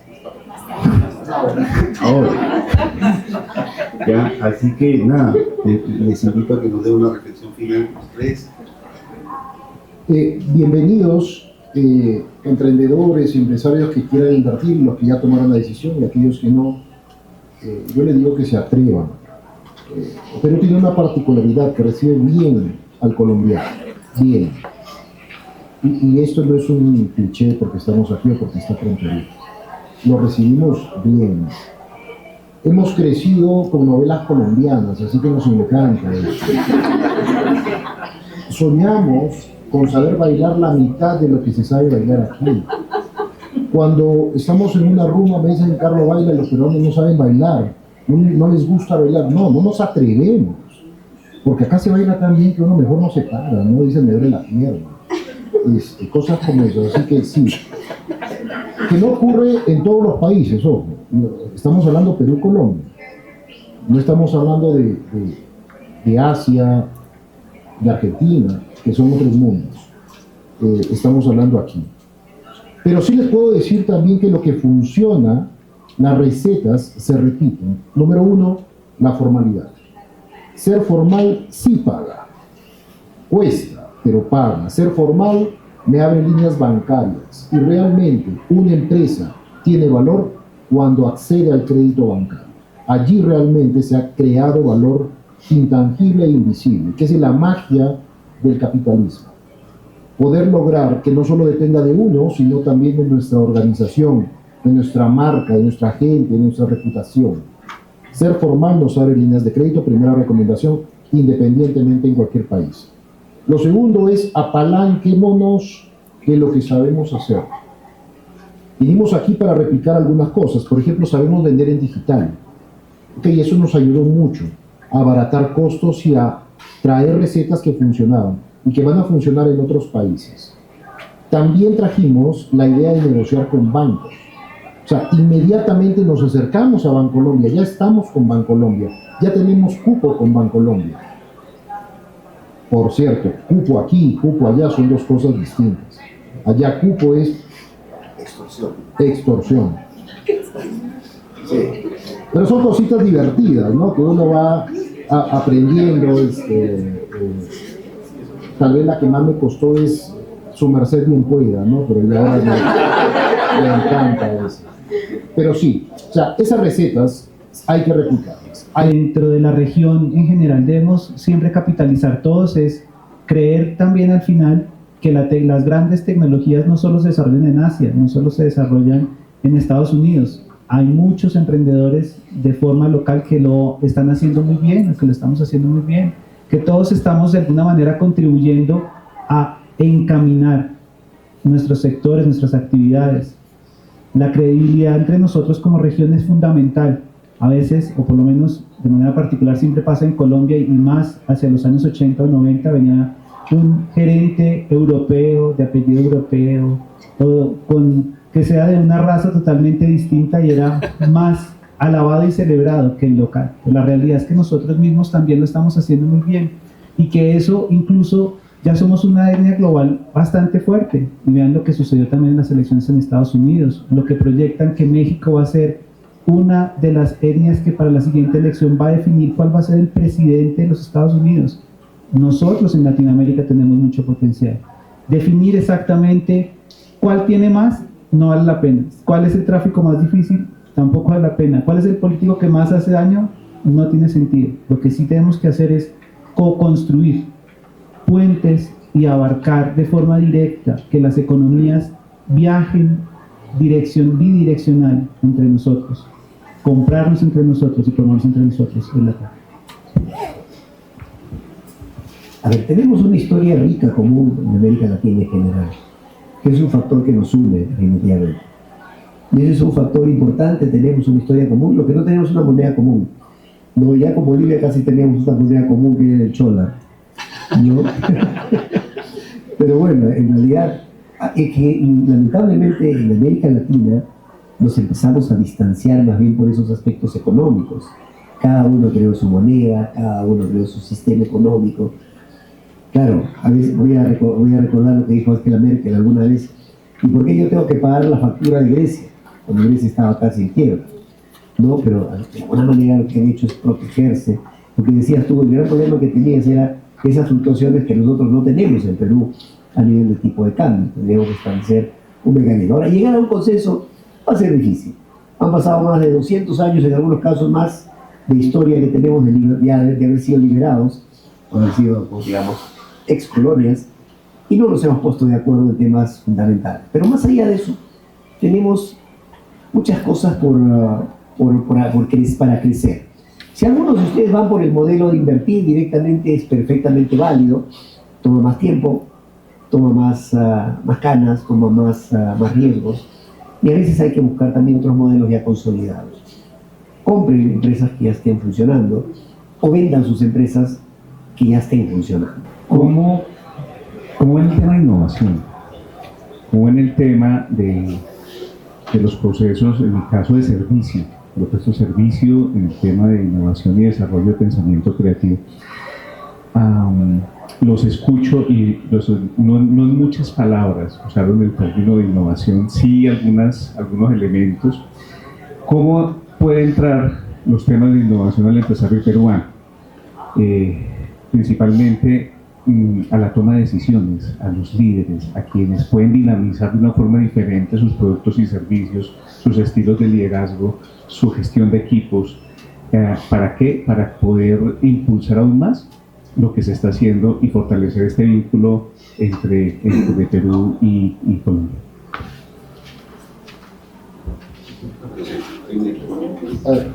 A ver, yo creo que es inherente la innovación para la diferenciación. Podríamos seguir hablando de similitudes, pero una muy importante es que en ambos países el 95% de nuestras empresas son micro. Son realmente medios de subsistencia muchas veces. Y creo que allí el componente de innovación debe trasladarse inmediatamente, porque no se trata de replicar cosas para vivir en el día a día, de lo que se trata es de lanzar cosas diferenciadas. Como se dice, no intentes ser mejor que la competencia, sino hacerlo diferente. Y para hacerlo diferente necesitamos innovación. ¿Por qué es difícil? Lo conversábamos. Porque tiene que expresarse también en los términos que entiendan los empresarios, en números, en rentabilidad. Y lo segundo es que la buena innovación se hace cultura. No es un área, no es un proceso, no es una consultoría y no es un momento. Es siempre y es un proceso constante. La innovación al final viene siempre como una respuesta directa a un dolor que tiene el cliente. Esa innovación de forma directa se traduce en facilitar algo o completar algo que no estaba logrando. En ese entendimiento justamente es clave lograr saber exactamente qué sucede dentro del día a día del sector al que quieres atacar, saber exactamente en Perú cómo se está percibiendo, entender justamente cuál es el clic que hace falta que a través de la innovación se va a poder lograr. La tecnología al final viene a facilitar, y todo lo que traigamos siempre de tecnología nos va a reducir tiempos, costos, o nos va de alguna manera a facilitar. Sí, como lo dijiste tú ya, realmente innovación debe ser una palabra ya común, es parte del ADN de cualquier negocio. Pero implica siempre estar atento a los mensajes que nos va dando el mercado, el consumidor. Por ejemplo, nosotros tenemos una plataforma, dije, de enseñanza del inglés. ¿Qué pasaba? Que antes los exámenes de selección teníamos que tener por niveles. Dijimos, pero bueno, ¿por qué por niveles? Hicimos un cambio en el desarrollo mismo del software y le aplicamos inteligencia artificial. Entonces ahora la inteligencia artificial, a la hora que el postulante va dando su examen, va midiéndolo de manera que llega un momento en que dice, ya está, tú estás acá, no necesito crear 3 exámenes para básico, intermedio, avanzado, sino a través de la inteligencia artificial ya nos dice directamente en qué nivel se encuentra ese estudiante. Entonces, la innovación es eso, es estar siempre escuchando al cliente, sabiendo qué necesita para ir adaptando nuestros servicios.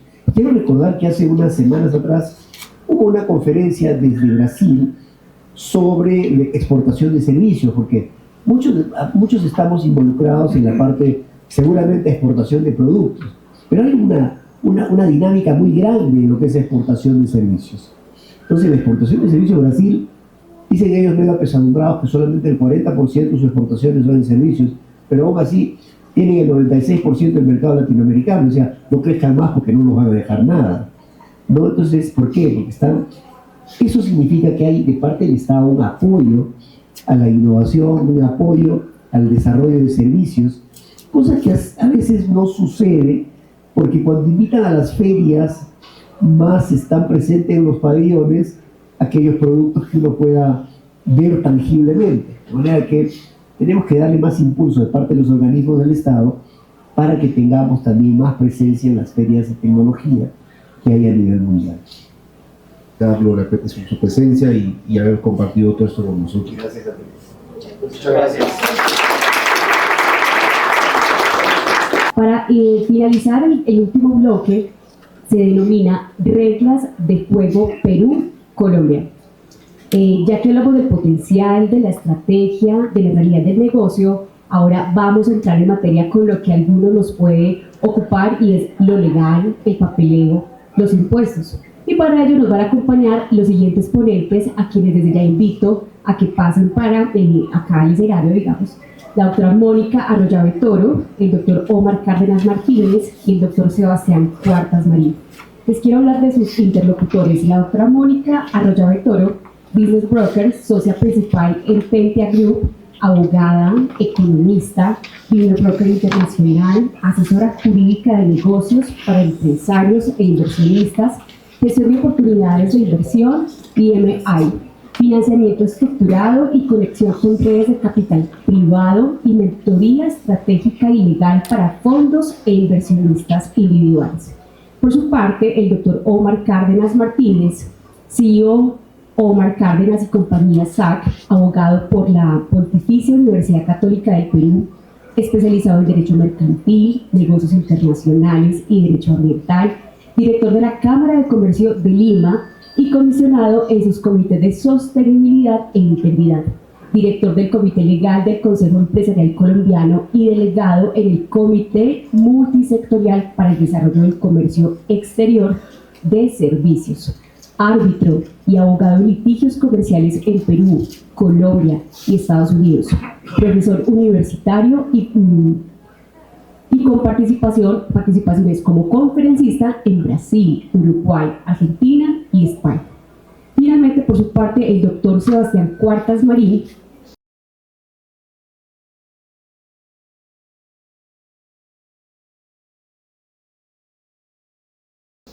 pero esta parte es para quienes están pensando en llegar y en ese momento dicen, bueno, si no va a constituir, ¿cuál es la mejor sociedad? ¿Qué es lo que tengo que hacer? ¿Qué es las preguntas que tengo que hacer? ¿Qué es lo que tengo que tener en cuenta? ¿Cómo es la parte laboral? Porque hay diferencias, ¿cierto? Y ahorita las vamos a empezar a ver. Entonces vamos a hacer un pimponeo rápido sobre esos puntos, y yo digo pequeños, grandes puntos para poder avanzar a las empresas que están hoy pensando en llegar a Perú. Y la idea es que empecemos la ruta por el tema de la constitución de la sociedad, ¿cierto? En Colombia, la sociedad más utilizada, más de un 95% de la sociedad, por aquí simplificada, que es la SAS, que es una sociedad muy flexible. El tiempo de constitución es muy rápido, es por un documento privado, básicamente tú a la notaría, o vienes a la Cámara de Comercio, haces presentación personal, o ya se puede hacer digitalmente. Y estamos hablando de tiempos, dependiendo de la Cámara de Comercio, pero aquí es en un día puedes tener la sociedad, la constituyes, teniendo todos los papeles al día. ¿Cómo es ese trámite? ¿Ante qué se registra? Porque eso también es una diferencia importante, y aquí se registra ante cámaras de comercio. Ahí Omar nos va a decir cómo es esa parte inicial de constitución.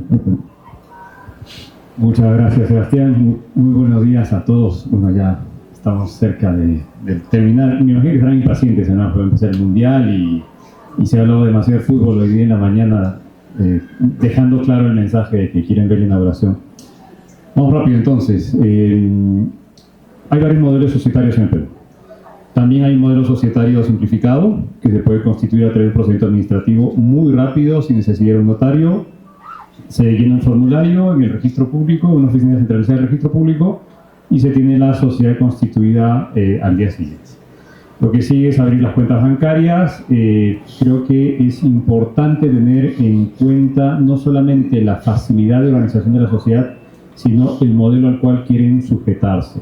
También establecer reglas claras dentro del estatuto, por ejemplo, para prevenir controversias entre los accionistas, para establecer, por ejemplo, mecanismos de solución de controversias más allá del proceso judicial, que se ajusten a acuerdos privados entre accionistas que también son bastante regulares en el caso de inversiones extranjeras.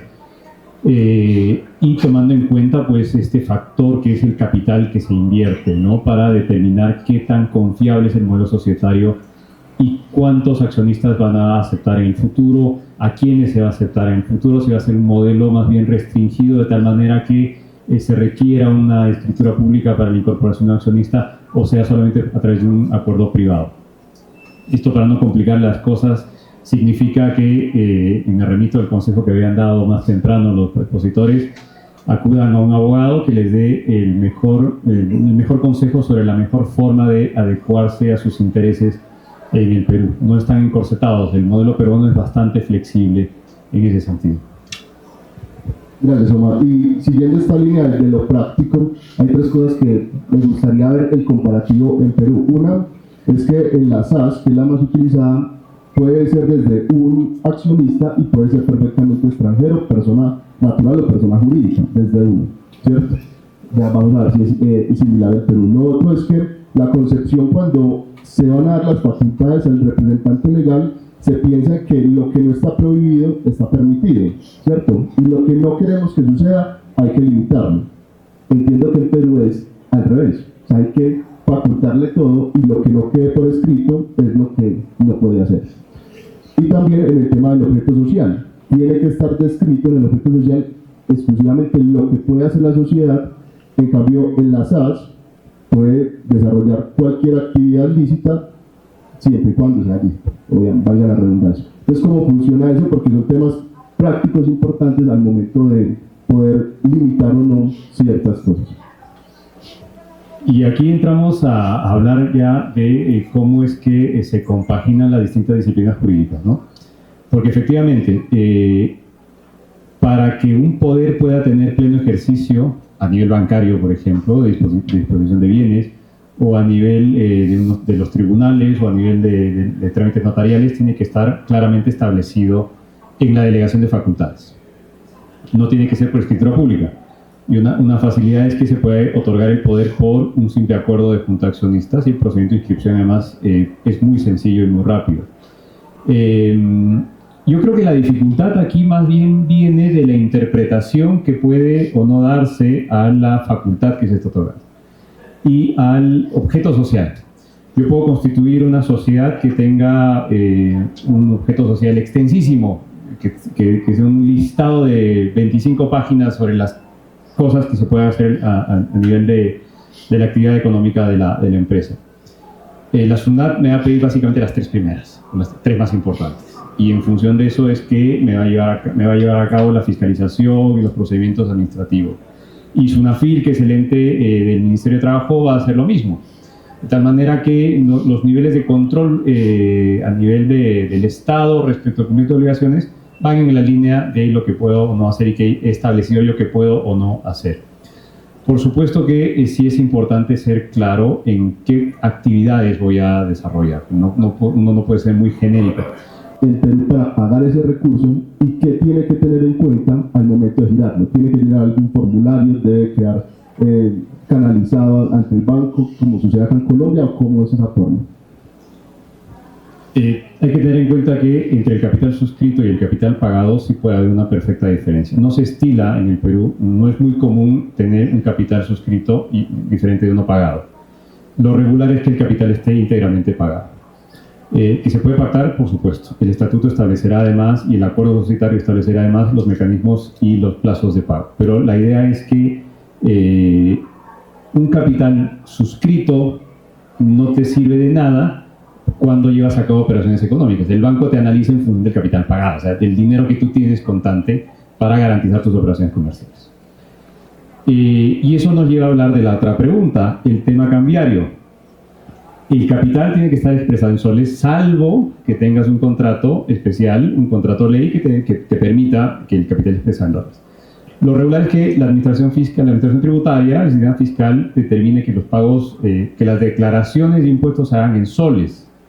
¿Ya? Sin embargo, tus actividades económicas pueden ser en la moneda que más te convengan, en dólares, en euros, en rupias, si es que lo deseas.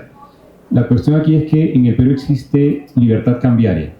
Tú puedes cambiar dólares según tu mejor interés en una casa de cambios en un banco o con un tercero, siguiendo lógicamente las condiciones de mercado. Tú no le puedes asignar libremente el valor cambiario.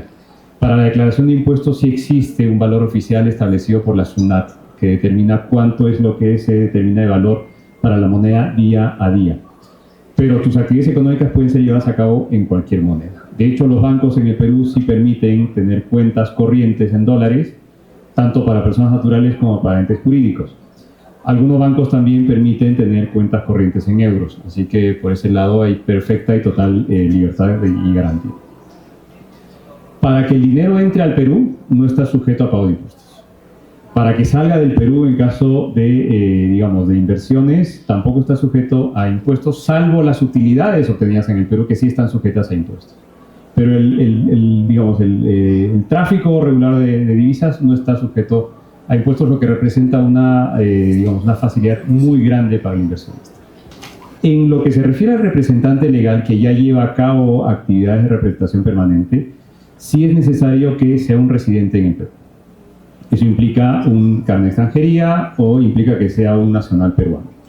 Sin embargo, hay que tener en cuenta una pequeña situación.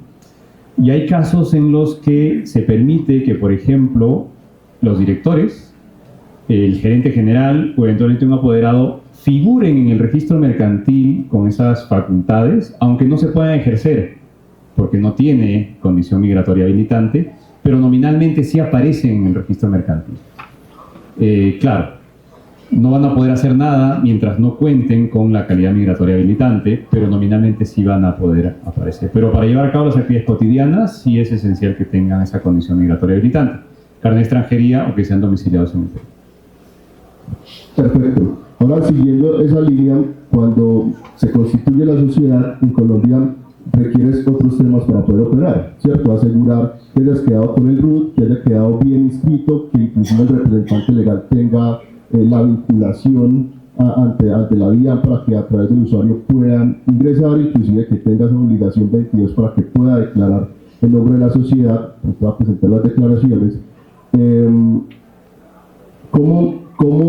Y además, tiene que asegurarse que quede registrado ante Industria y Comercio para poder presentar ese impuesto y también hacer la apertura del banco y también hacer todo el tema de la resolución de facturación. ¿Qué pasos hay que hacer en Perú para que la empresa quede lista para operar? Tenemos un abogado. Garantizarle que sí está lista para operar. A ver, si nos vamos al procedimiento más sencillo de esta sociedad anónima por acciones simplificadas que se creó hace muy poco tiempo, en realidad cuando tú constituyes la sociedad te la entregan habilitada ya con un RUC autorizado. Pero básicamente se trata de tener el número de RUC. El número de RUC es el mecanismo habilitante para operar en el Perú en cualquier actividad económica. Perfecto, muchas gracias. Ahora vamos a... Dale. Si todavía no quiero entrar como empresa, quiero empezar como persona natural, ¿sí? Para adaptarme y empezar a conocer personas y demás, ¿cómo puedo formalizarme como persona natural y que yo pueda ejercer profesionalmente en mi actividad? Hay actividades profesionales que están restringidas al registro, por ejemplo, en el colegio profesional. Los abogados tienen que estar registrados en el colegio de abogados de la ciudad en la que se va a ejercer. Con ciertas flexibilidades, no puedo liquidar en cualquier parte del país, pero me piden un registro habilitante. Los médicos, los arquitectos, los ingenieros. Pero en otras actividades económicas simplemente basta con tener capacidad habilitante, capacidad contributiva. Un extranjero puede llegar al Perú, puede cambiar su calidad migratoria para hacer un emprendimiento, para hacer un prestador de servicios individual, siempre y cuando cumpla con estos requisitos. Una persona puede crear una entidad jurídica distinta de ella misma, que tiene una condición patrimonial distinta, pero solamente de un responsable, de un titular. El modelo societario, dense cuenta que es muy posterior, aunque tenía un código de comercio, la EIRL marcó un hito diferencial importante, ¿no? Un extranjero puede constituir una IRL, por supuesto que lo puede hacer, y diferenciar su patrimonio del de la entidad jurídica que está constituyendo. Excelente, gracias por la pregunta. Bueno, vamos a acelerar un poco más, voy a hacer las preguntas más concretas en esta parte impositiva, que la idea es llevarnos una idea de algunos temas, y de la parte laboral para poderle dar paso a Mónica y luego una actividad que nos va a proponer Diana.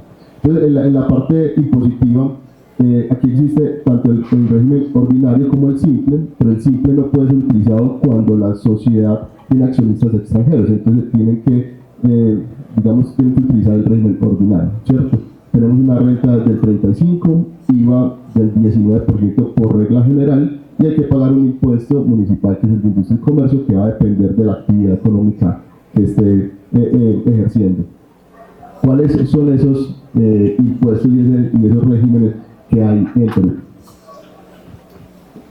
Me voy a remitir a la reforma tributaria del año 94. ¿Y por qué hago tanta mención a las fechas, ¿no? y además hace tanto tiempo? Un poco para demostrarles la fortaleza del Perú en cuanto a la infraestructura jurídica. Nosotros no cambiamos las reglas desde ese tiempo, precisamente porque lo que queremos es darle garantías a los inversionistas de que la norma, la regla, el mecanismo de gestión no va a variar. El consumo a las actividades de lujo, ¿no? Actividades de lujo como el tabaco, el alcohol o la gasolina. No sé por qué la gasolina es un bien de lujo, pero así está establecido. Y en los regímenes tributarios van en función del ordinario, que es en el que estamos casi todos los contribuyentes, que recibimos rentas de más de 15 UITs, y otro que es extraordinario para microempresarios, para digamos empresas que no alcanzan ese impuesto, esa capacidad de ingresos. ¿Cuánto pagamos? 29.5%, y el IGB 18%, que es en realidad 16 más 2 del impuesto de promoción municipal. Perfecto, ya hablamos con los temas laborales. Aquí nos estrenamos con una jornada el 15 de junio, ya empezamos con 42 horas, ¿sí?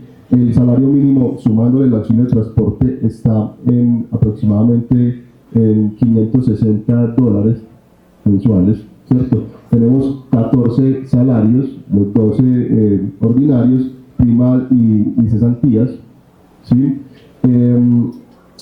Cuéntanos un poquito de esos aspectos laborales que hay que tener en cuenta ya. La jornada, el salario. A ver, el sueldo mínimo es casi equivalente, ¿no? Estamos hablando de $500, $520 al tipo de cambio actual. Demuestra la flexibilidad del sistema para adaptarse a distintas circunstancias. Ahora, ¿cómo se contrata? ¿Bajo qué regímenes se contrata? Nuevamente me remito a la norma laboral original, la reforma del decreto legislativo 728 del año 97, si no me equivoco. Sí. Su modificación ha sido más por el orden de los artículos que por el contenido en sí mismo. Lo regular es que se contrata a un trabajador a plazo indefinido. ¿Qué significa plazo indefinido? Que digamos, no hay una modalización del contrato de trabajo, 12 remuneraciones al año, una gratificación en julio, más otra gratificación en diciembre. La CTS.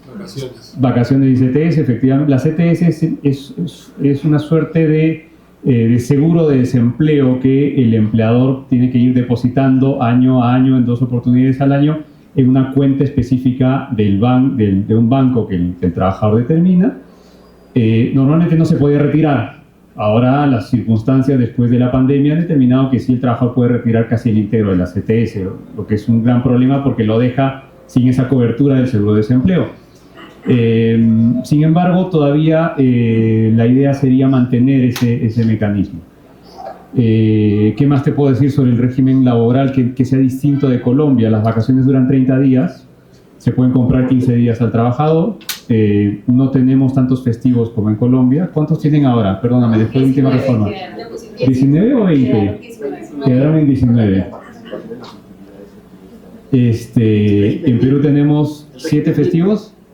Hay un régimen MIPE, efectivamente, que determina que las vacaciones se reduzcan, que la indemnización por despido también se reduzca. las vacaciones quedan, en el régimen MP quedan en 15 días, efectivamente. ¿Y otra cosa más que me preguntaste? El tema de participación de la utilidad. Las utilidades van en función del tamaño de la empresa y por supuesto de la existencia de utilidades. Esto es para las grandes empresas normalmente, pues las empresas pequeñas que tienen menos de 20 trabajadores no distribuyen, no están obligadas a distribuir utilidades. En el caso de empresas que tengan más de 20 trabajadores, se distribuye un porcentaje a prórrata de la remuneración que tienen los trabajadores y por supuesto en función también del número de trabajadores, ¿no? 50 millones de habitantes en Colombia. 50 millones, ustedes 34. Frente a 34 millones, un mercado mucho mejor consolidado, más industrializado, reglas más claras en lo que se refiere a gasto, a inversión, a ingresos, procesos, que es una cosa que es importantísimo mencionar, que digamos en el Perú no están tan consolidados. Eso que les comentaba hace un momento del nivel de informalidad determina que haya una debilidad en el sistema. Cuando se viene a Colombia se encuentra más orden, se encuentran mejores condiciones, se puede planificar a futuro. La política no ayuda mucho, pero es bastante más sólido que el sistema en el Perú, salvo que uno ya conozca, esta palabra no era utilizarla, no sé, los tejes y manejes del sistema peruano, porque sí, el tema cultural y el tema de los mecanismos para hacer negocios son determinantes en el Perú. Es importante entonces, y adelantándome seguramente a tu otra pregunta, conocer cómo funciona el sistema peruano y no se trata solo de un tema cultural, se trata también de un tema de regiones, se trata de un tema de ámbitos en los que se dan todas actividades económicas. Pero yo creo que Colombia lo que le ofrece al inversionista peruano es solidez, es, estructura para llevar a cabo un negocio. Para nosotros como colombianos, si entendiendo esa respuesta que acaba de dar Omar, pues claramente tenemos que aprovechar, digamos, lo que probablemente puede llegar a ser una debilidad, para nosotros puede llegar a ser una fortaleza, el hecho de que se pueda generar un tema de mucha informalidad. La verdad es que nosotros sí somos muy fuertes en procesos y métodos, y en ese sentido se convierte en una gran oportunidad para los colombianos ser absolutamente realistas, que Perú nos lleva años luz en temas de minería, por ejemplo, ¿ok? Estamos hablando que Perú es el primer exportador de cobre en el mundo y eso hace que de alguna manera pues ellos tengan una experiencia impresionante en el tema minero. Nosotros tenemos experiencia en otro tipo de cosas. Hoy por hoy el tema tecnológico, el tema de desarrollo de todas las tech, fintech, healthtech, todo lo que tiene que ver con temas de IA, perfectamente lo podemos consolidar y compartir, ¿ok? Entonces hay ciertos sectores de la economía donde Perú nos enseña y hay ciertos sectores de la economía donde nosotros somos muy fuertes, ¿ok?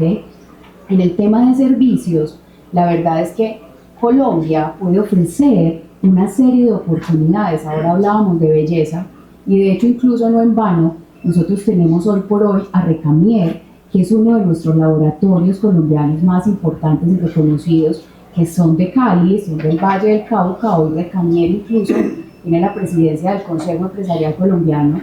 Han tenido un nivel de posicionamiento increíble porque el mercado de la belleza en Perú apenas está naciendo, ¿ok?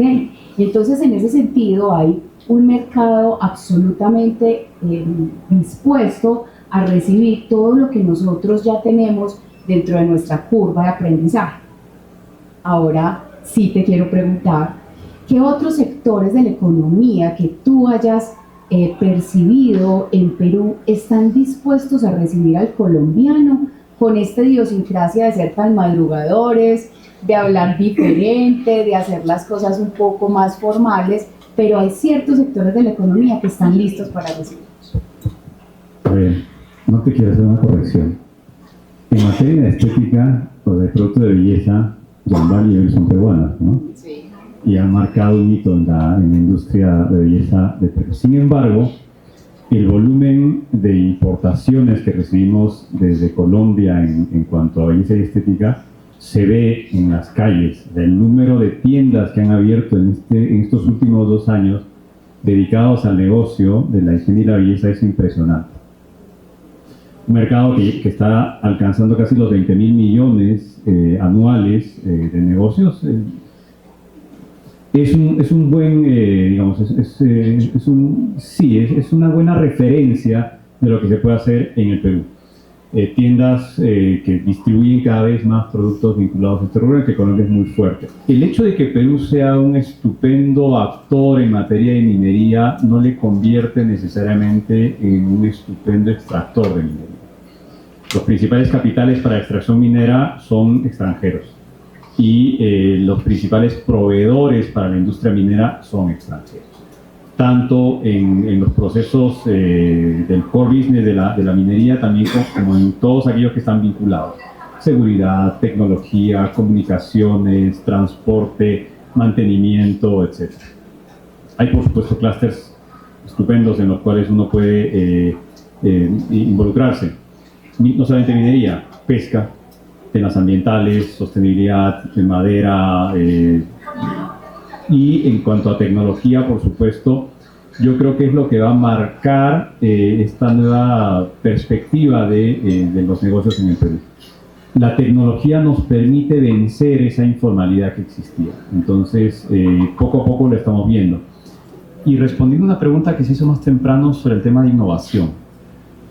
Sí hay mucha innovación que tiene que ver también, por supuesto, con la creación de nuevos negocios. En el Perú lo vemos digamos, en un constante crecimiento. Las exportaciones de servicios vinculados a conocimiento, las IPO, BPO y KPO van creciendo año a año.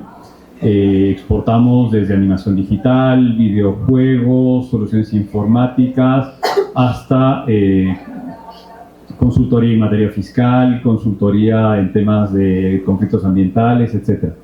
Creo que también hay un nicho interesante que podría hacerse más competitivo si es que adoptamos estos procesos que, por ejemplo, desde Colombia se pueden traer. Y lo digo con conocimiento de primera mano. En el gremio, en la Cámara de Comercio, en la Comisión de Sostenibilidad, tenemos a Icontec como asociado, tenemos 2 o 3 empresas consultoras colombianas especialistas en temas de economía circular, que van marcando la pauta sobre cómo debe establecerse el sistema de certificación, por ejemplo. Muy pocas empresas peruanas lo hacían. Entonces, sí, Colombia está marcando un camino en esa línea. Y otra cosa, dale. ¿Puedo hacer una pregunta? ¿Cómo ven, y para entender un poco más? Gracias, buenos días.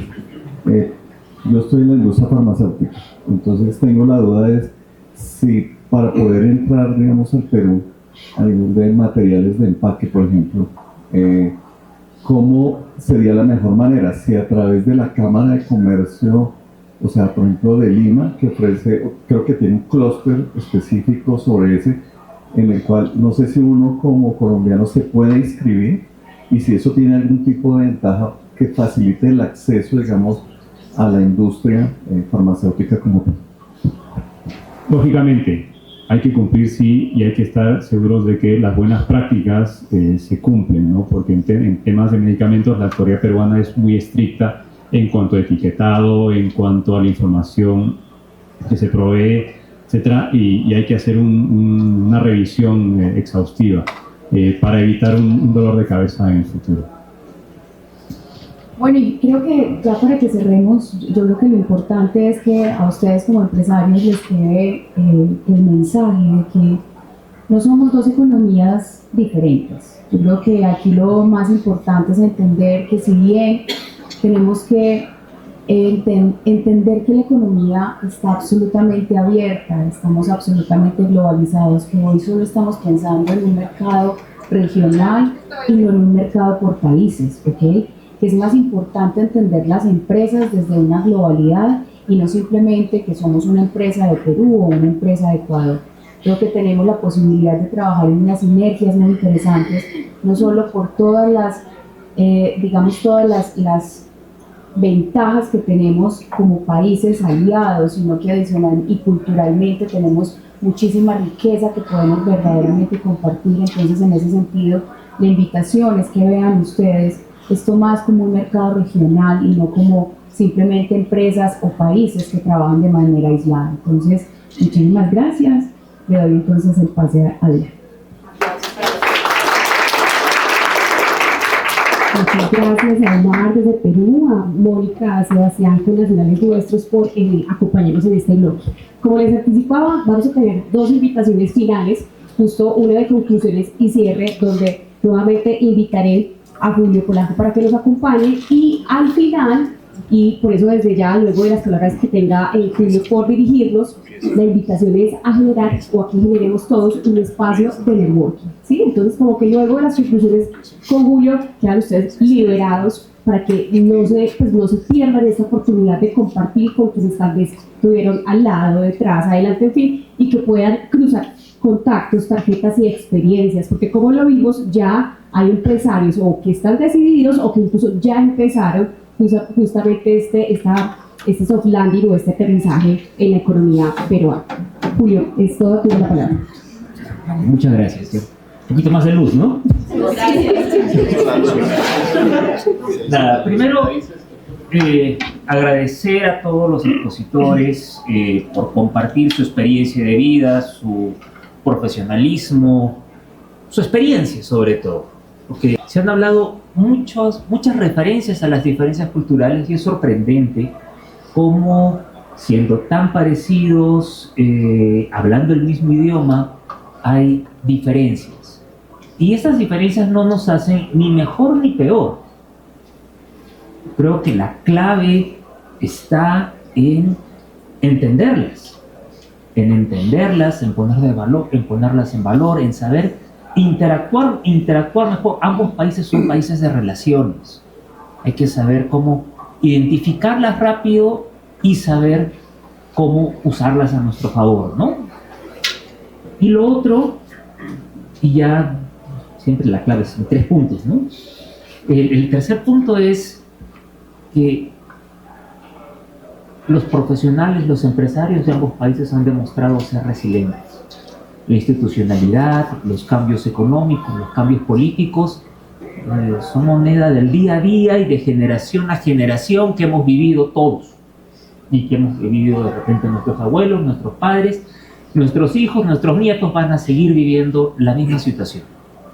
Pero para ello, yo creo que sí es necesario un adecuado acompañamiento.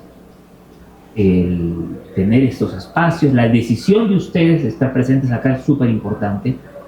También contar el apoyo de instituciones, gremios, la Cámara de Comercio. De verdad, muchísimas gracias por el espacio. Es súper importante tener estos espacios. Especialistas desde el punto de vista legal, desde el punto de vista académico empresarial, representantes gremiales que nos hacen esa interacción. La tenemos de que, ¿por qué empezar de cero si otras personas nos pueden ayudar a reducir esa incertidumbre? Yo creo que como países tenemos muchos retos y ahorita como profesionales también los tenemos. Como colombianos, como peruanos acá presentes hemos recibido una información privilegiada y yo creo que esa información hay que usarla. Si la usan en un cóctel conversando, está bien, úsenla, pero úsenla más, compartamos esta información. Lo que les dije al comienzo, el conocimiento crece cuando se comparte. Compartamos lo que hemos vivido hoy, exploremos, aprovechemos la excelente conectividad que hay en este momento entre Perú y Colombia, más de 100 vuelos semanales. Es algo muy rico, que podamos conocernos más y crecer como región. Muchísimas gracias. Bueno, para ir cerrando, lo prometido es deuda, de manera que primero agradecer una vez más a la Cámara de Comercio de Bogotá, gracias a esta casa por recibirnos, a la Cámara de Comercio de Lima, Gremio Servicios y por supuesto a PROMPERÚ. De manera que gracias a ustedes por hoy madrugar, tomar el tráfico, estar acá y por sentir la curiosidad justo ahorita de dirigirse, qué sé yo, a quien tienen al lado, insisto, o a los ponentes que van a estar muy gustosos de recibirlos. A todos un feliz día y muchas gracias.